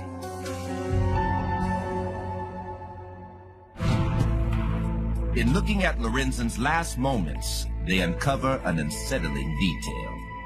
One of the first things that investigators did was they looked at his cell phone records, and they were astonished to find that he had tried to make a 911 call hours after he had disappeared. Lorenzen made a panicked last-second call when he sensed that he was in grave danger, and you can hear the gunshots in the background. Georgia 911, where's your emergency? Hello? Hello? 911 dispatcher answered the phone and did literally nothing. Didn't call the Shelby County Sheriff's Department or the Memphis Police.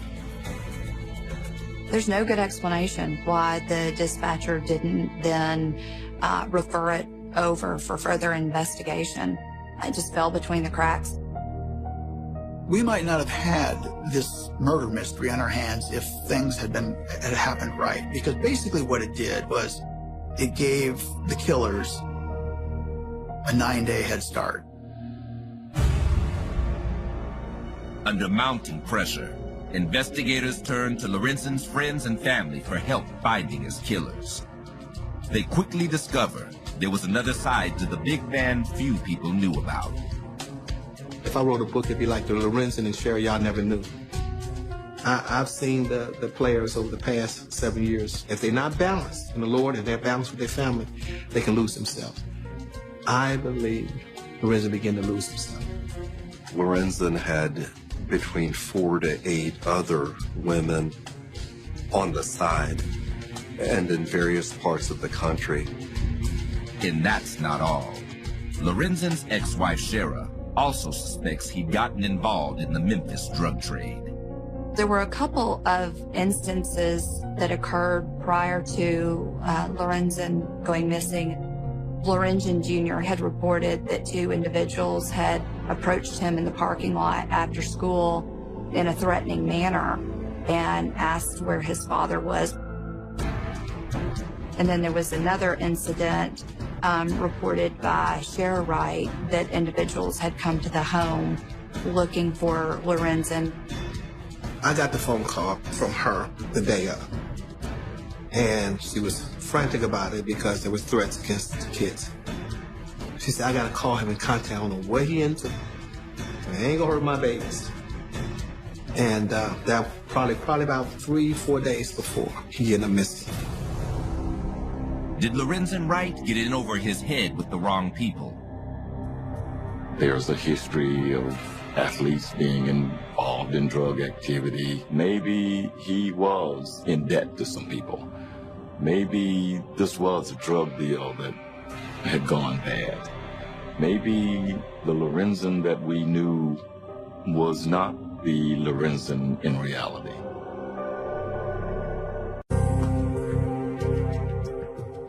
Memphis isn't a town many would associate with violent crime. But in 2010, the city's murder rate was nearing an all-time high as authorities grappled with an escalating drug problem. Drugs play a significant role in crime culture in Memphis. It's been said that there are 2 causes of crime in Memphis. The first is drugs, the second is women. So virtually all homicides in Memphis are a result of one or the other.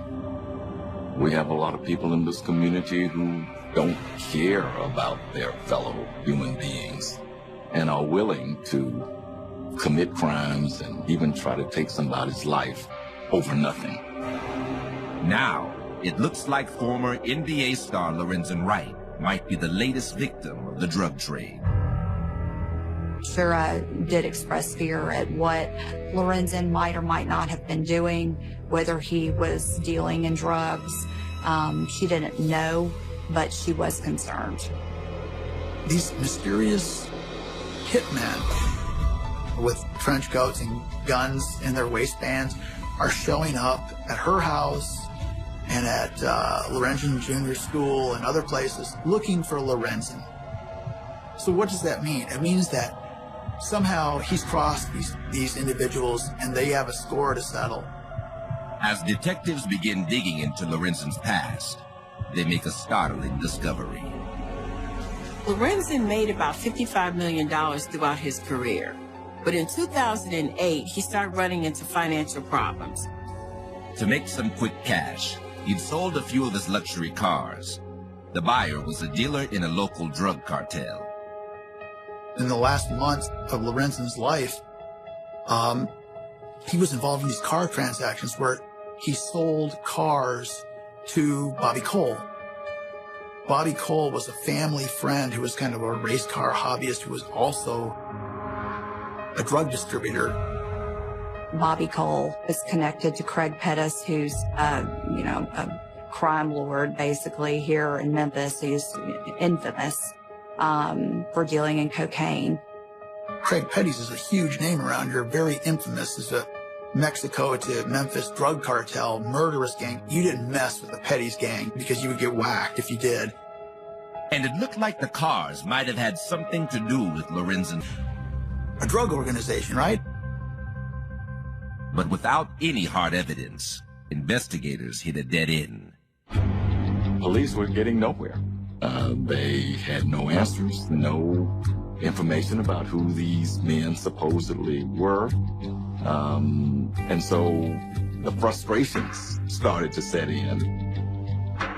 There was a lot of speculation, but there were no concrete leads. For years and years, there were no suspects. We've never had a murder mystery like this in the city. This is the one. And we don't know what happened to the rest. We still wonder, with each anniversary that came up, July of 2011, July of 2012, 13. However, by the fall of 2014, suspicions begin to stir around a new suspect. Lorenzen was smart. He knew Sheriff would take care of his kids. So he cut $1 million life insurance policy with her name on it. And when that policy came in, she took $150,000, bought a home outright, paid about 20-some thousand, and went to a trip to New York to all the kids. Was it possible Lorenzen's ex-wife had killed him for the insurance money? People were openly saying, you need to look at Sheriff, something's fishy. They got divorced, and then he's murdered just months later. Clearly, I think there's a motive there.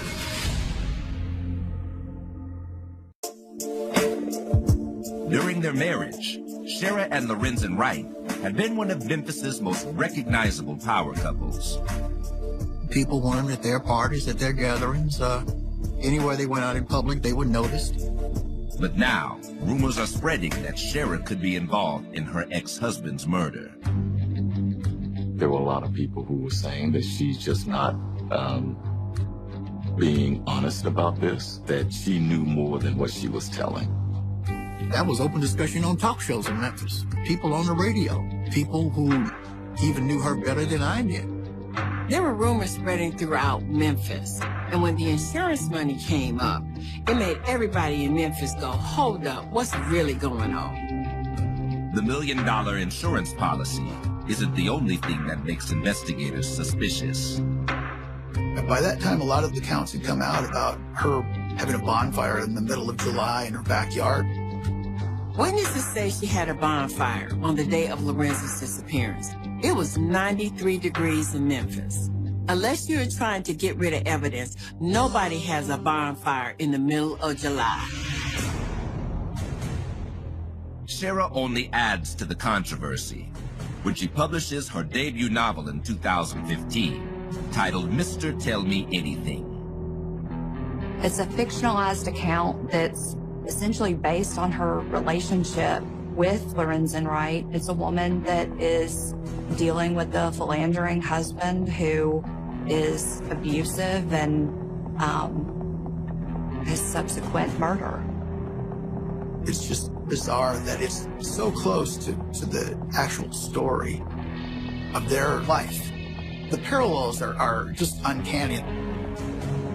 When you get into some of the volatile nature of the relationship, that's when it gets really interesting. It's almost like a confession, you know, that written probably partly in code, O.J. Simpson wrote a book which said, "If I had done it." This was a "if I had done it" book. Once Shera's book hits the shelves at Memphis, the city turns against her. She became a pariah in this town. And again, people thought that she was hiding something, that she was teasing us in a way, that she was manipulative, that she was not the person that she appeared to be. It's not enough for police to bring charges, but over the next 2 years, their suspicions continue to grow. In 2015, I interviewed Tony Armstrong, who was the police director. Usually these guys are so guarded. You go talk to a cop, you know, and they're like, they don't want to tell you anything. He willingly did the interview. He all but accused her of this. Shera suddenly picks up and moves to Houston with a new boyfriend. And then she leaves him for another guy in California. She wanted to get away, I believe, and try to put this all behind her in some fashion. And that's what she tried to do. Then, in 2017, investigators finally get a break in the case after receiving a tip. A lot of us got word that something was brewing and the police department was about to make a big announcement. Later that same day, they announced that they had found the gun in a lake in Walnut, Mississippi. They do ballistics tests, and the Tennessee Bureau of Investigation does, and they match the shell casings that were found around Lorenzen's body. The finding of the murder weapon really changed everything. I remember saying, this is going to crack the case, primarily because there was no way for the police to just accidentally stumble upon a gun in a lake in remote northeast Mississippi without someone who was actively involved in the homicide itself telling them exactly where the gun was. To investigators' surprise, the gun isn't linked to Shera Wright or a drug cartel. Instead, it's registered to a 48-year-old church deacon named Billy Ray Turner. I knew nothing of Billy Turner. I had never heard of Billy Turner before. My initial reaction was one of being totally baffled. What's going on here?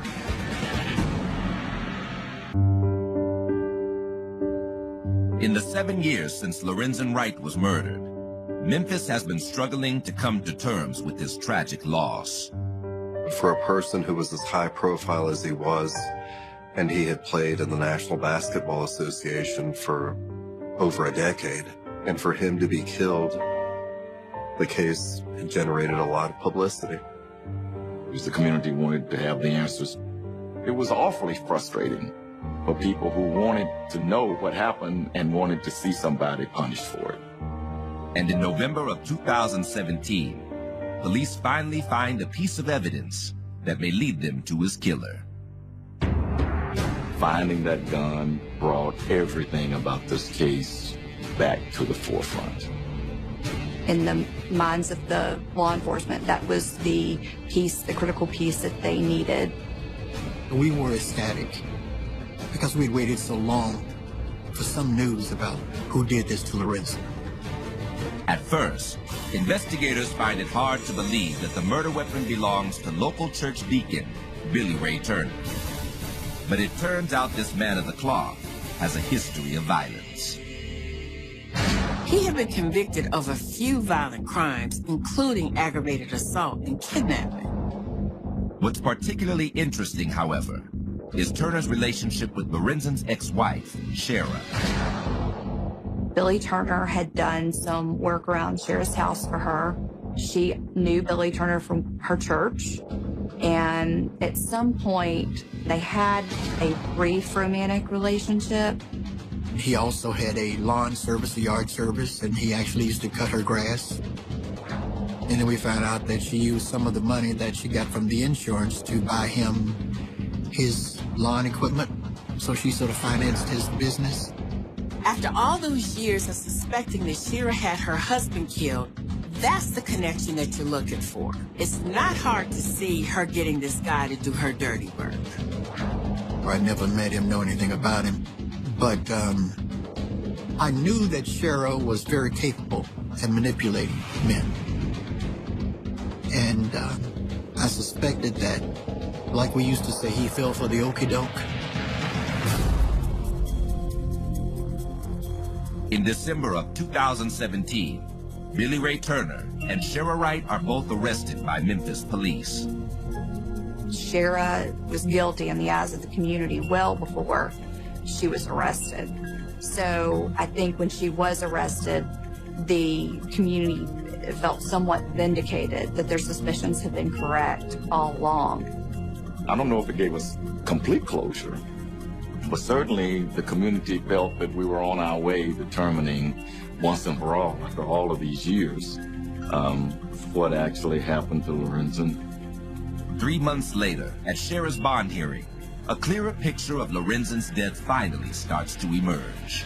Prosecutors drop a bombshell at that hearing, including the tip that the informant was Shira's cousin, Jimmy Martin. He's the one that told them about the gun being in a lake in Mississippi. Jimmy Martin had been convicted of second-degree murder. While he was awaiting sentencing for that homicide, he met with law enforcement, and he said that he knew the location of that murder weapon. The kicker is that he says that he knew where the gun was because he was with Shira and Billy Ray after the killing. He was with Billy Ray when they were cleaning up the murder scene, and they drove down just across the state line into Mississippi and threw this gun into a lake. And according to Jimmy, it wasn't the first time Shira asked him to kill Lorenzen. Went down to Atlanta with Billy Ray Turner in the weeks before the murder actually happened, with the idea that they were going to murder Lorenzen down in Atlanta. Billy Ray and Jimmy Martin go to Lorenzen's condominium and open a window and go through the window. Lorenzen isn't there. Jimmy testifies that the first try doesn't work out, so she reschedules for Lorenzen's trip to Memphis. But Jimmy claims he wasn't there. By his account, he wasn't at the murder. He was more of a cleanup man. However, Shira's attorneys insist that she had been wrongly accused. If anyone had a reason to kill her ex-husband, it was Jimmy. When we first got the case and we reviewed the discovery materials, we thought that Jimmy Martin would be the perfect person to have killed Lorenzen. Because, again, he had the opportunity and the ability. He also knew so much about the case. He knew where the murder weapon was, and that's not something that someone who is loosely connected with the case would know. He had killed before, and I thought that he could certainly kill again.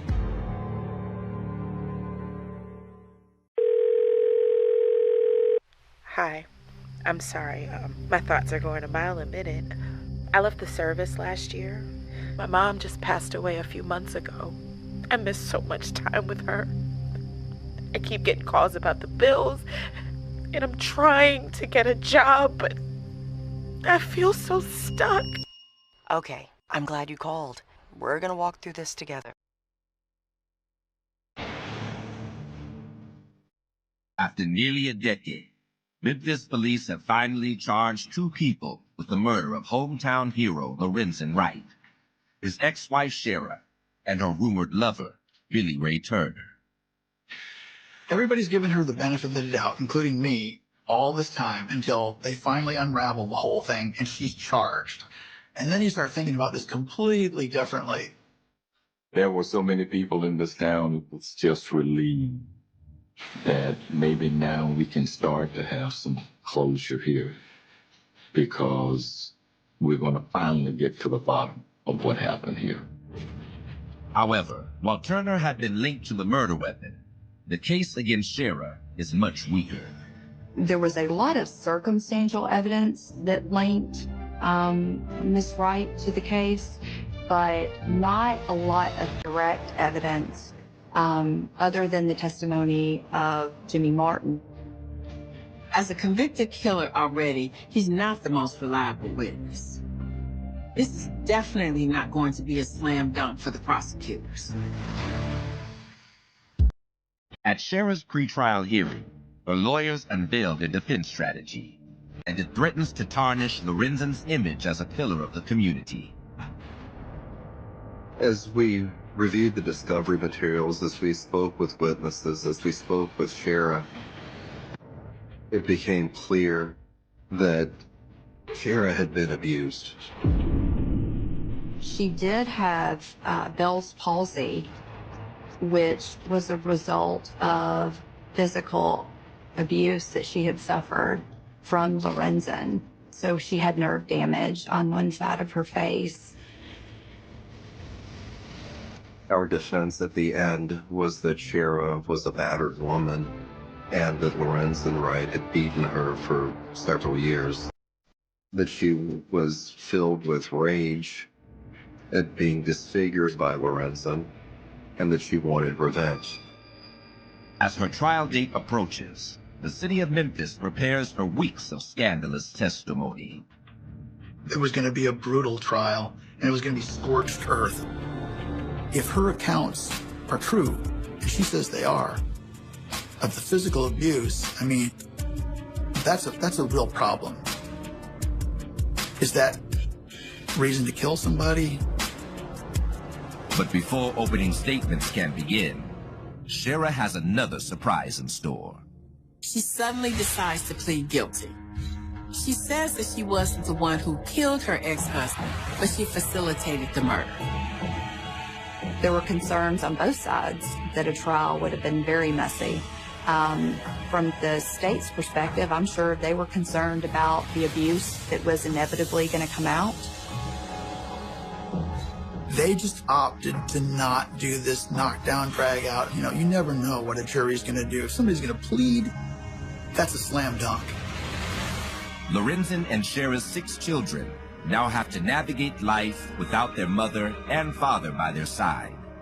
All of the children are doing well, and all the children are very close with each other, which is very good.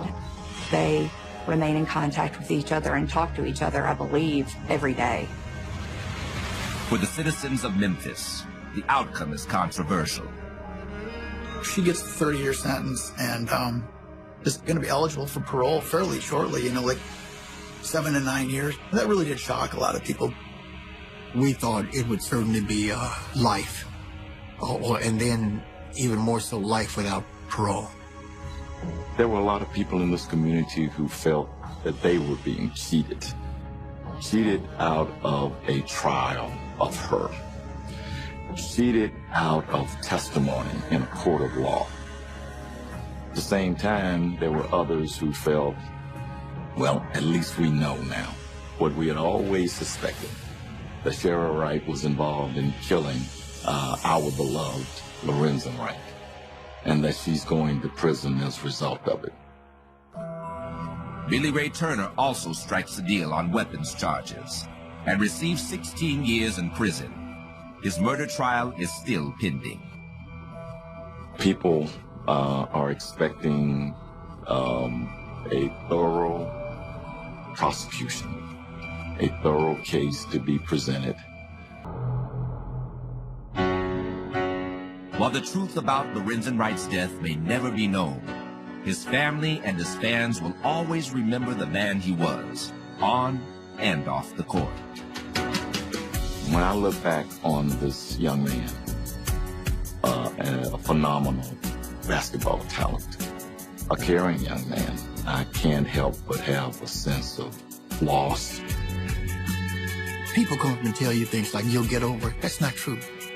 When you lose someone you love, you never really get over it. You learn how to adapt. We deserve to have full closure of this case. We deserve to move forward past this, knowing that justice was done. And until that happens, I don't think that we will ever be really completely satisfied.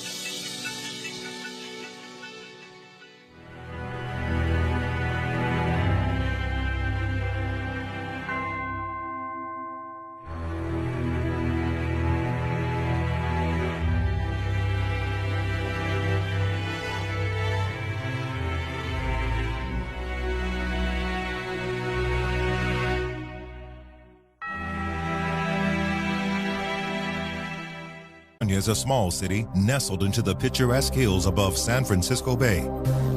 But this tiny town's beauty is too often eclipsed by rampant drugs, murders, and violent gang turf wars.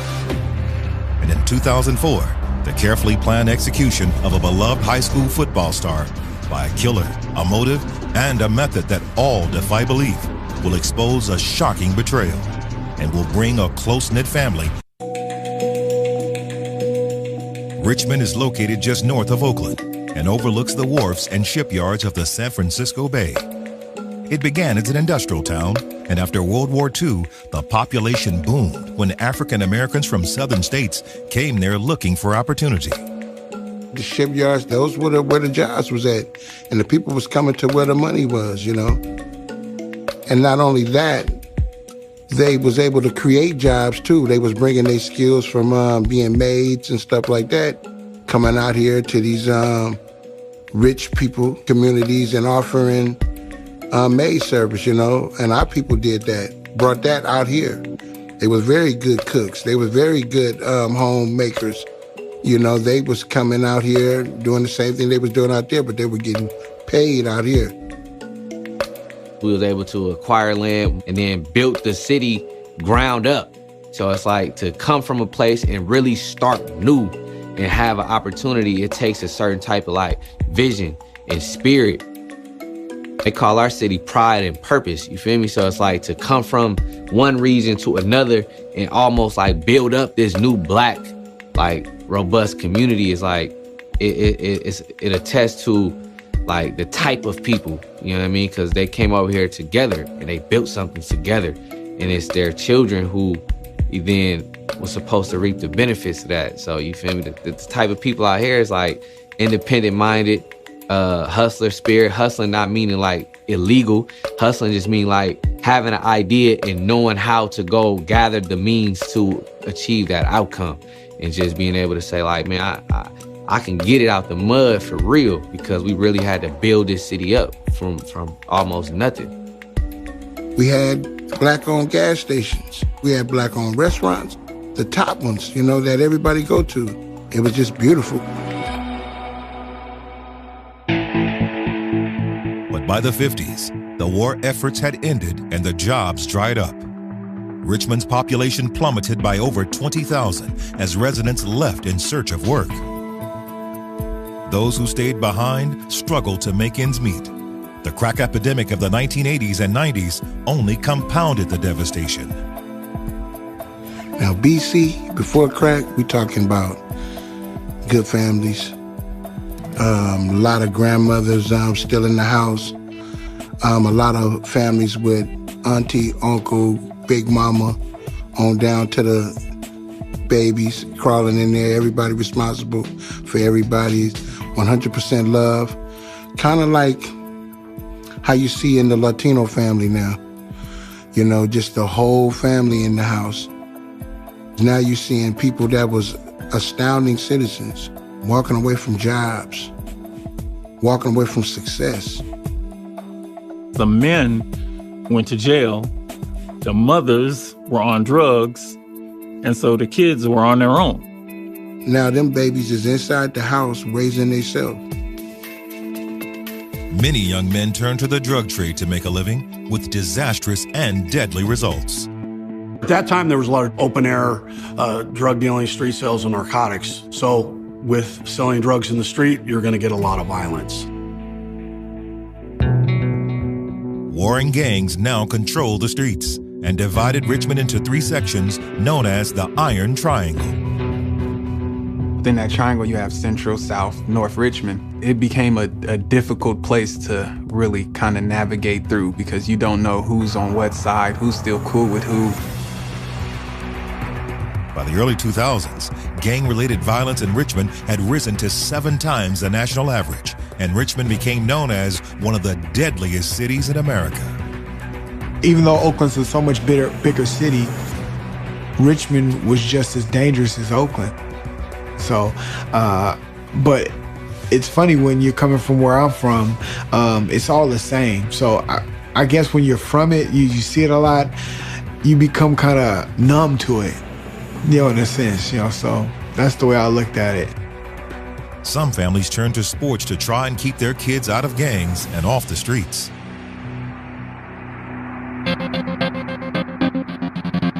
Sports was a getaway. You know, on the sports field, all we had to worry about is being kids and playing.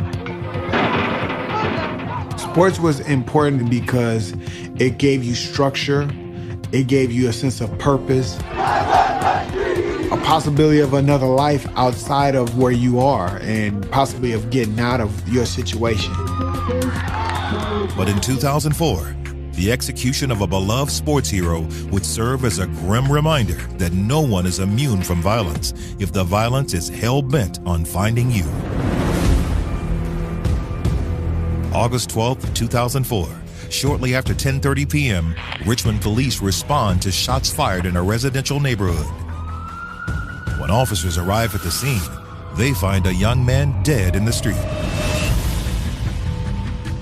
And as soon as I drove up, I knew this wasn't the normal homicide. There was 150, 200 people out. There was every cop car in the city was there. Crime tape all over the place. The reason for the large crowd quickly becomes clear. The victim is 18-year-old football star Terrence Kelly. At that time, I did not know Terrence Kelly was Terrence Kelly. I didn't know he was this all-star athlete from De La Salle. I didn't know he was getting ready to go to University of Oregon. The car that he was driving was up against another car, like it rear-ended it. The driver's door was open and Terrence was at least halfway out, if not all the way out.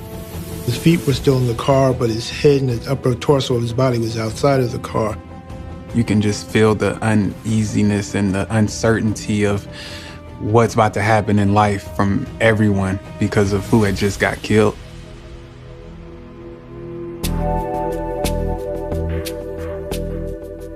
Terrence Kelly was born on April 23, 1986 in Oakland, California.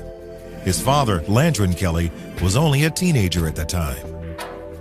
Terrence's father was scared to tell his mother, our grandmother, that he had a child. But when Grandma Bev did find out she had a grandson, you know, it was come on home. Everybody fell in love with Terrence. Terrence had a big smile, you know. He was a joy. He really was a joy. Even at like 2 years old, I remember him just running around and have a lot of energy. He used to follow us to a lot of places we made it a point to bring him with us just so he can follow under us, you know, so. As Terrence grew up, his father focused that energy into sports. His dad really, really loved football, and that's where Terrence's love for football came from. Me and my brother and I, we coached the Richmond Steelers, our midget team. We was the best in California. We beat everybody. And Terrence come from that. He was good. He gave 100%. And the one thing I heard about him, beside the athletic ability, was what a great kid he was. By the time he was ready for high school, it was clear Terrence was destined to be a star. But his family worried about him staying in Richmond. Guns are everywhere, drugs everywhere. Schools are unsafe. They decided that we don't want him to go to school here in Richmond. We want to send him to De La Salle. De La Salle is a private school located in Concord. It was on the other side of the tracks, as we like to say it.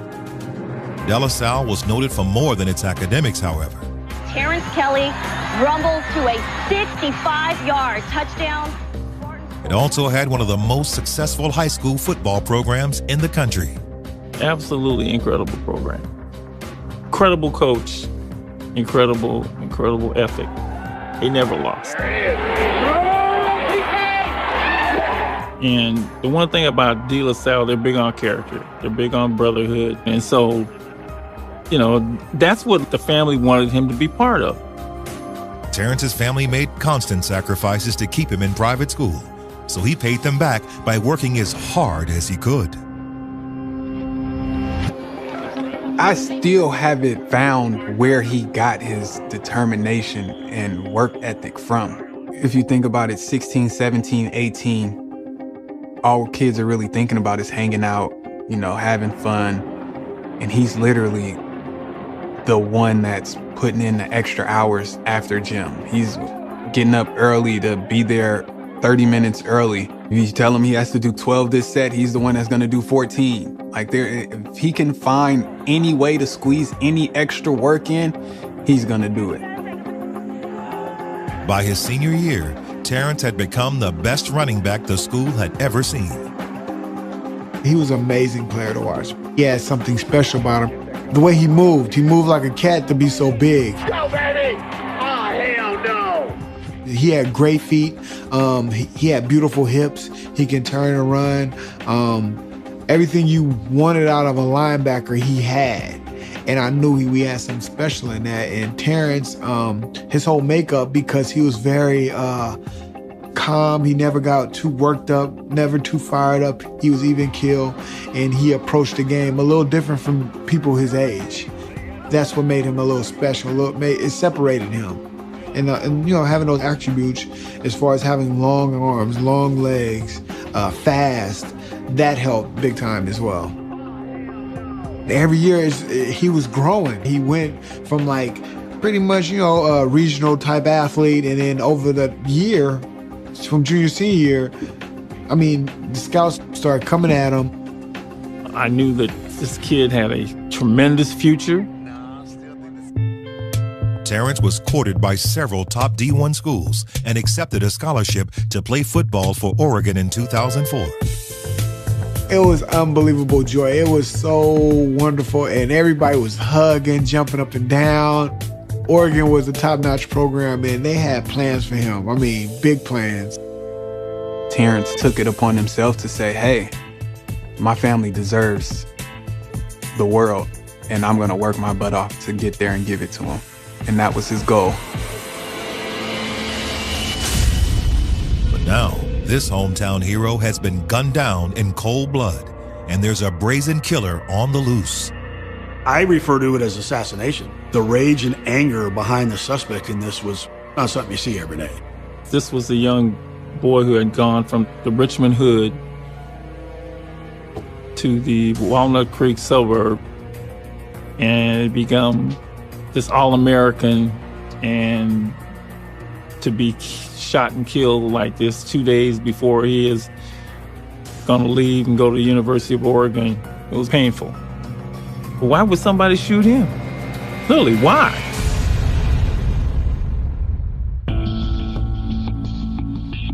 In the early 2000s, gang activity in the Iron Triangle made it the most dangerous area in Richmond.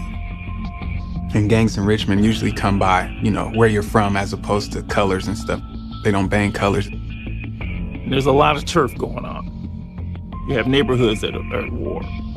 Now, Richmond's violence has claimed the life of promising young football star Terrence Kelly. As word of his murder spreads throughout the city, Terrence's loved ones rush to the scene. It was just so surreal. I didn't want to believe it. I actually tried to go under the caution tape, you know. I just wanted to shake him and wake him up, hoping he'd just, you know, jump up. Terrence's dad is there, and all you hear is, my baby, my baby, my baby, my baby. To hear a grown man break down and saying my baby as if it's an infant, like you can just hear and feel the pain in everyone's voice. And then you hear my grandmother, she finally gets to the crime scene. She screams, and her scream, I can still close my ears and hear it. And then she ends up having a heart attack. Paramedics transport Terrence's grandmother to the hospital as homicide detectives search the crime scene for clues. Just one of the items that was located was a gray beanie. It was an item that looked like it shouldn't naturally be there. So they secured that. Investigators also recover 3 shell casings, which came from an unusual weapon for this type of shooting. It wasn't your typical Uzi, MAC-10, Glock. It was some off-brand .22 rifle. You don't see a lot of that type of rifle casing out there. There was no indication that robbery was a factor. The shooting occurred on the right-hand side of the car, which would have been on the passenger side. And generally, if you're going to carjack somebody or steal their car, you're going to go on the driver's side so that you can get into the car.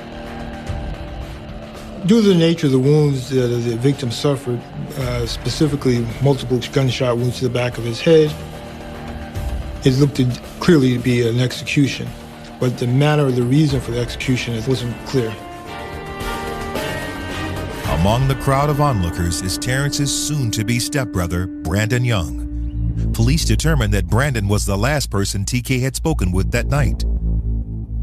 He tells detectives he needed a ride from his girlfriend's house in central Richmond to the other side of town, and Terrence came to pick him up. He and TK were talking on the phone moments before TK was killed. TK said, wait outside for me. I'm gonna get there, jump in the car, because TK had stuff to do. Brandon says, no, call me when you get here. I don't feel comfortable waiting outside. He says, he gets the call. He starts to go outside. Oh, I forgot my jacket. Runs back upstairs to get his jacket, and then starts to come outside again. Oh, I forgot my phone charger. And then about this time, he hears a gunshot. So he runs outside, and he sees Terrence. Brandon Young sees his brother laying in the street, and then he runs to the hospital to try to get help, because the hospital is it's about 3 to 4 blocks away.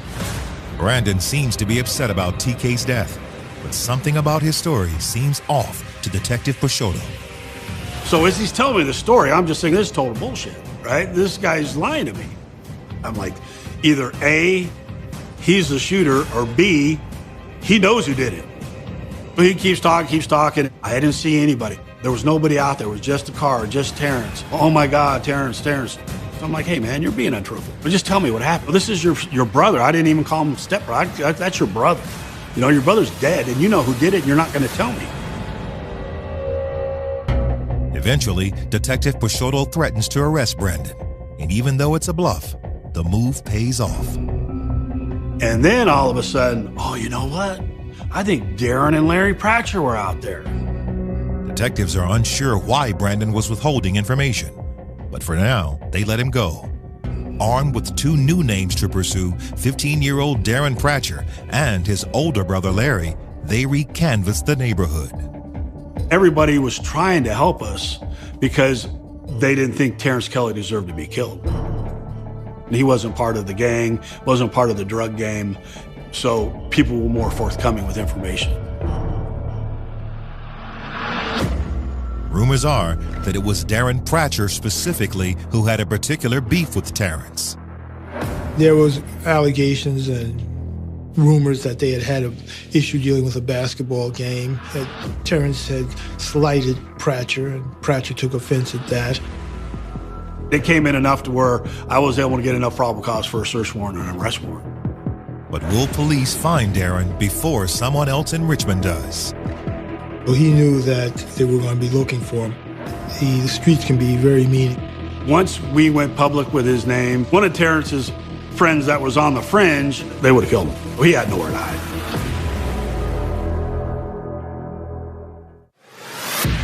Terrence Kelly's success encouraged a new generation of kids in Richmond, proof that with hard work and determination, they can make it out too.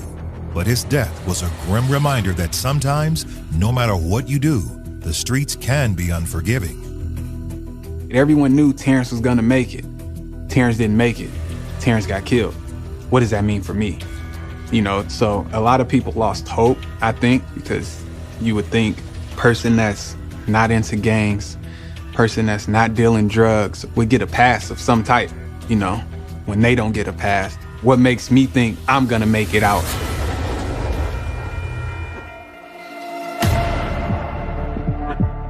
Richmond police are investigating the murder of the city's star running back, Terrence Kelly. So far, their best suspect is 15-year-old Darren Pratcher, who has been telling just about anyone who would listen how much he despises TK. According to the rumors, TK not only slighted Darren on the court, but it happened other times as well. It was because Terrence was disrespecting him at a couple of parties. You know, he's big man, he walks in, everybody knows TK. Hey, TK, what's up? He's slapping fives. And he goes down the line saying hi to everybody. He doesn't say hi to Darren. And Darren took that as a big disrespect. Darren actually challenged him to fight. And Terrence was like, No, man, I'll break you in half. I don't need to fight you. And so Darren took that even as more disrespect. But is a bruised ego enough to make a 15-year-old commit murder? Detectives secure a warrant for Darren's arrest to find out. We served a search warrant on Darren Pratchett's house like at 3 or 4 in the morning. Darren's older brother Larry is home, but Darren himself is nowhere to be found. I think he knew eventually we were going to be on to him. That's why he wasn't home. Larry is taken into custody for questioning, but denies any knowledge of the crime. He's later released without charges, but not before detectives execute a search warrant for the Pratchett home. What they find in Darren's room is chilling. We did find, during the search, some rap that was penned by Mr. Pratchett. And part of the rap lyrics indicated that he would shoot people, fill them full of lead, and if they were in his territory, and that they shouldn't be in his territory, Deep Sea. And Deep Sea was another way of saying Central Richmond. The Deep Sea Gang was just beginning to emerge in Richmond and had gone largely undetected by police. That is, until now. According to the rap lyrics that we recovered, he definitely was a member, and it did highlight Deep Sea and his existence. The Deep Sea Gang, they had issues with people who weren't from Central Richmond, people like from North Richmond, people from South Richmond.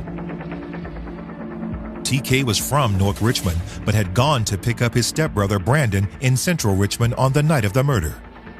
Was this, combined with the disrespect he felt he'd received from TK on more than one occasion, the last straw for Darren? Based on his lyrics, detectives believe so. Pratchett had made statements that Terrence shouldn't be in the neighborhood because he's not from there. Police give Darren's name and photograph to the media, hoping someone will help locate him before street justice catches up to him first. There's nowhere to hide when you're 15 and you're wanted for murder, and your name and everything's in the paper. He's got no outside contacts to go to. He can't survive on his own. So his option to turn himself in was probably the only option he had. Fortunately for Darren, he does just that. 7 days after TK's murder, he strolls into the Richmond Police Department alongside his family pastor and gives himself up.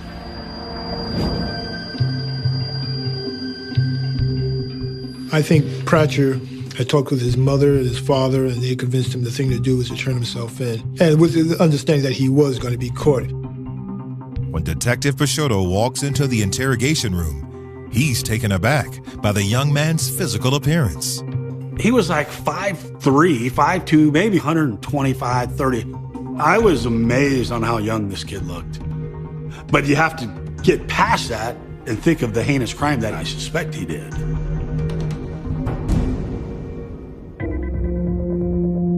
Detectives are just as surprised by how well the teenager handles the interrogation.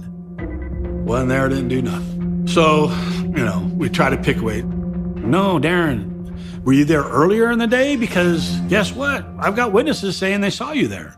No. The only thing that got him nervous is when I showed him a picture of the beanie. I said, I can get DNA out of that beanie, right? Hair all over it. I said, is that going to be your DNA? Then boom, cuts off, stops talking. At that point, he chose to invoke his right to remain silent, which was his right. And Mitch Peixoto, being the good officer he was, he honored that request and didn't ask him any more questions. And he said they were going to arrest him and take him to juvenile hall. But on the way to the juvenile jail, Darren suddenly changes his mind. He starts just being chatty-cathy with us, right? Now he wants to ask us questions. On the way, Pratchett said he wanted to talk. And Mitch told him, says, hey, you invoked, we can't talk with you, the conversation's over. But Darren continues to insist that he's changed his mind and wants to talk. And he's willing to do it without an attorney. So we get to the parking lot, we do the Miranda, and he says, well, I was there. I heard the shots. Everybody took off running, and I was the last one to leave. That's why people think I was the shooter. So yeah, that's my beanie. I was there, but I wasn't the shooter. If Darren Pratcher is telling the truth about not shooting Terrence Kelly, detectives have the wrong suspect in custody. But if he didn't kill TK, who did? Darren says he was hanging out with a group of guys when someone suddenly started shooting.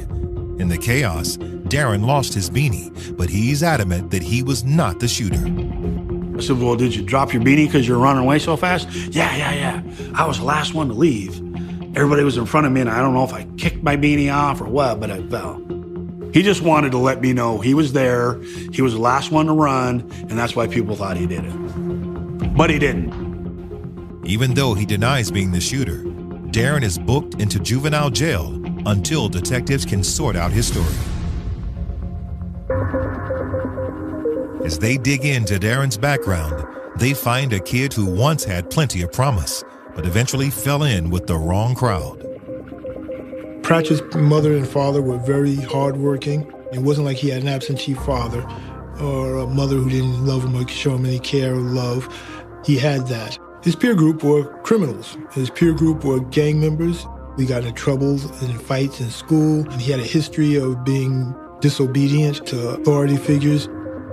Detectives flood the streets, putting pressure on Darren's deep sea affiliates, hoping to find anyone willing to talk. And we were doing a lot of enforcement on anybody that we thought could be part of Deep Sea or anybody could be part of a central gang. They were out there every day messing with these guys. They couldn't sell their drugs as easy as they were because the cops were all down there looking for them. Hey, you find a Deep Sea guy, you arrest a Deep Sea guy, call me. The move pays off. I was getting calls, we arrested these two brothers. I think it was maybe in a stolen car. So they brought them in. That was just some good police work by patrol to pick up these guys, and then we're able to realize that they're part of the central gang or part of Deep Sea. Detectives offer up a deal. They can go light on the theft charges if these guys give up some information in return. Got some background information on their relationship with Darren Pratcher, their relationship with Terrence Kelly. Hey, what do you know about it? Well, I wasn't there. I'm not saying you were there. What have you heard on the street? The brothers offer up information on the rifle used to kill TK, but that's as far as they're willing to go. Well, they gave us just enough, but didn't tell us everything they probably knew about the gun. They just said, hey, if the rifle that was used was hidden in the Barrett Apartments in a girl's apartment. The Barrett Apartments, or the Barretts as they're known in central Richmond, are directly across the street from where TK was gunned down. They say the girl was known to hold stolen weapons for members of the Deep Sea. Like Darren Pratcher, she's only 15 years old. We go to the Barrett Apartments. A little young 15-year-old comes around like, hey, mom comes out, and she's like, you baby, you better tell them everything you know about that, you know. Much to their surprise, the young girl holds nothing back. She was chatty Cathy. Oh yeah, I was holding the gun for these guys, do it all the time. And I'm like, well, how did the gun get from your apartment just basically across the street? She goes, oh, I gave it to Darren. Darren who? Darren Pratcher. But she says Darren told her he needed it because there was a man trying to kill him. Pratcher and his friends had been hanging out in the block, and they had been shooting paintballs and things at other people, and he had hit this other girl. She had gotten upset and said she was going to tell her father. Supposedly, he had been threatened by this girl's father that he was going to come and get him. Pratcher then tried to secure a firearm for allegedly to protect himself. Now more witnesses are coming forward to tell police they saw Darren waiting on the street with a group of other young men when Terrence pulled up. The general consensus is they saw an individual. Some identified Mr. Pratcher, others didn't want to identify him, but they said that they saw him take out a rifle and that the Terrence Kelly's car had pulled up in front of the residence and that Pratcher approached him and then just started firing the shots.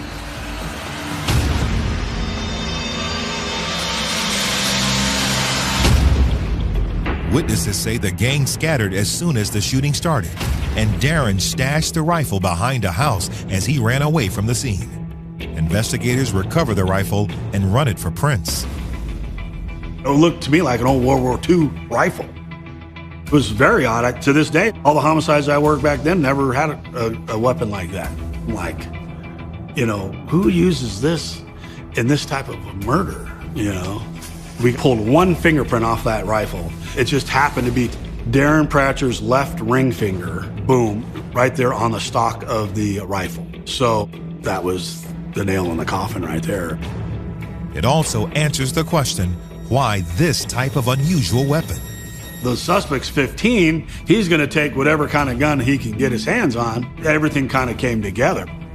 But is it possible TK's murder was a case of mistaken identity? According to his family, TK wasn't even driving his own car the night of the murder. Somebody said, well, he didn't want to drive the Mustang into Richmond because he thought he was gonna get carjacked or something. He was actually in his dad's car. It's an old white Oldsmobile. Supposedly, Mr. Pratcher felt that the guy he was shooting was the girl's father, would come back to exact revenge on him. When Terrence Kelly was killed in 2004, the Deep Sea was only a fledgling gang in Richmond. But once news of his murder swept through the city, the gang's influence and reputation exploded. Once you start getting gangs publicity, then they start to get a life of their own. And that increased with the Deep Sea. I think it empowered some of them. They built up that reputation that they were looking for. And I think it gave them some street credibility. And it made people think that, you know, Deep Sea is somebody to be feared. On August 19th, 2004, Terrence Kelly is laid to rest at Hilltop Community Church in Richmond. Thousands of people come to pay tribute to him. It was about, I want to say about 4,000 people at his funeral. The Oregon coach showed up. The teams that recruited him even showed up and spoke of his character. That was beautiful.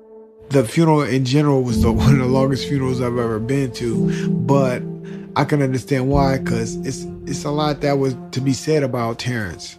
It was just devastating. It broke everybody's heart.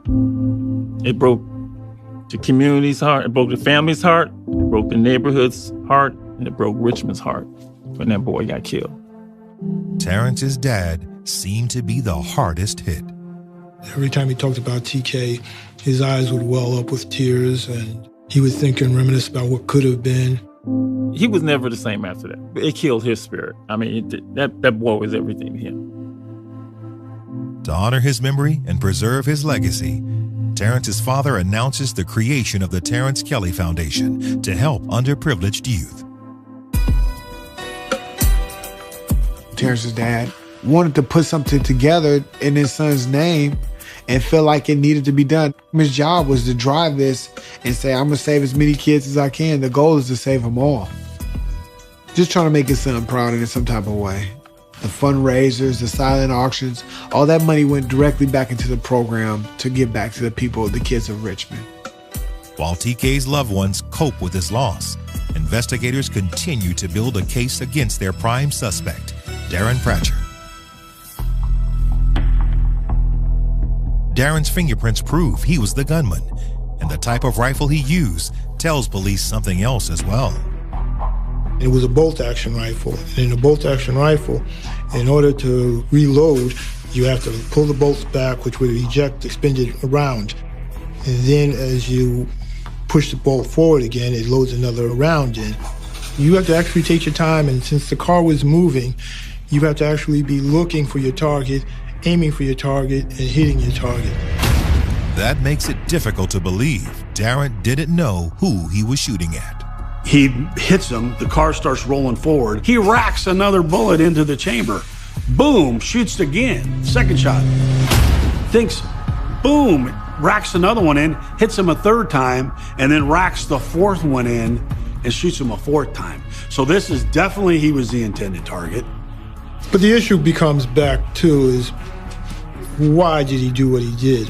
And that was a big question. Did he do it because of revenge? Because he disliked TK and he wanted to take out his animosity toward him? Or did he just do it out of just impetuousness?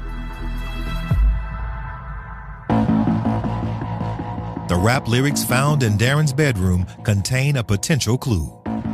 He was writing rap about shooting people and defending his turf and defending his area. Deep C had a bunch of young kids between the ages of 12 and 15, and what I call baby gangsters. They were all trying to make a name for themselves, and that was one of the reasons he did what he did. He's this little tiny kid. Nobody's gonna respect you unless you've killed somebody, right? And he wants to be a gangster. So I think it just happened to be circumstance that he got into a beef with Terrence and decided, that's the guy that I'm gonna get my street creds off of. And it makes it even better. I killed the great Terrence Kelly. I think he was extremely jealous of Terrence's success. He was jealous of Terrence's standing in the neighborhood. He was just jealous of Terrence, period.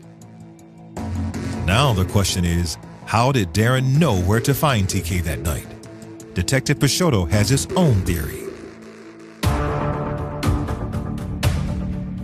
I said, well, somebody had to know he's gonna be here, right?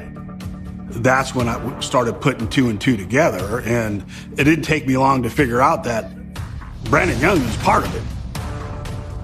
I think, unbeknownst to Terrence, is that Brandon had been hanging out with people that were kind of starting up the Deep Sea baby gangsters, and he was getting pretty deep into the gang life. Terrence is leaving, so what does he have? What does Brandon have? All he's gonna have is his little gang buddies, right? So now he's gotta give up his own brother to give himself some street cred.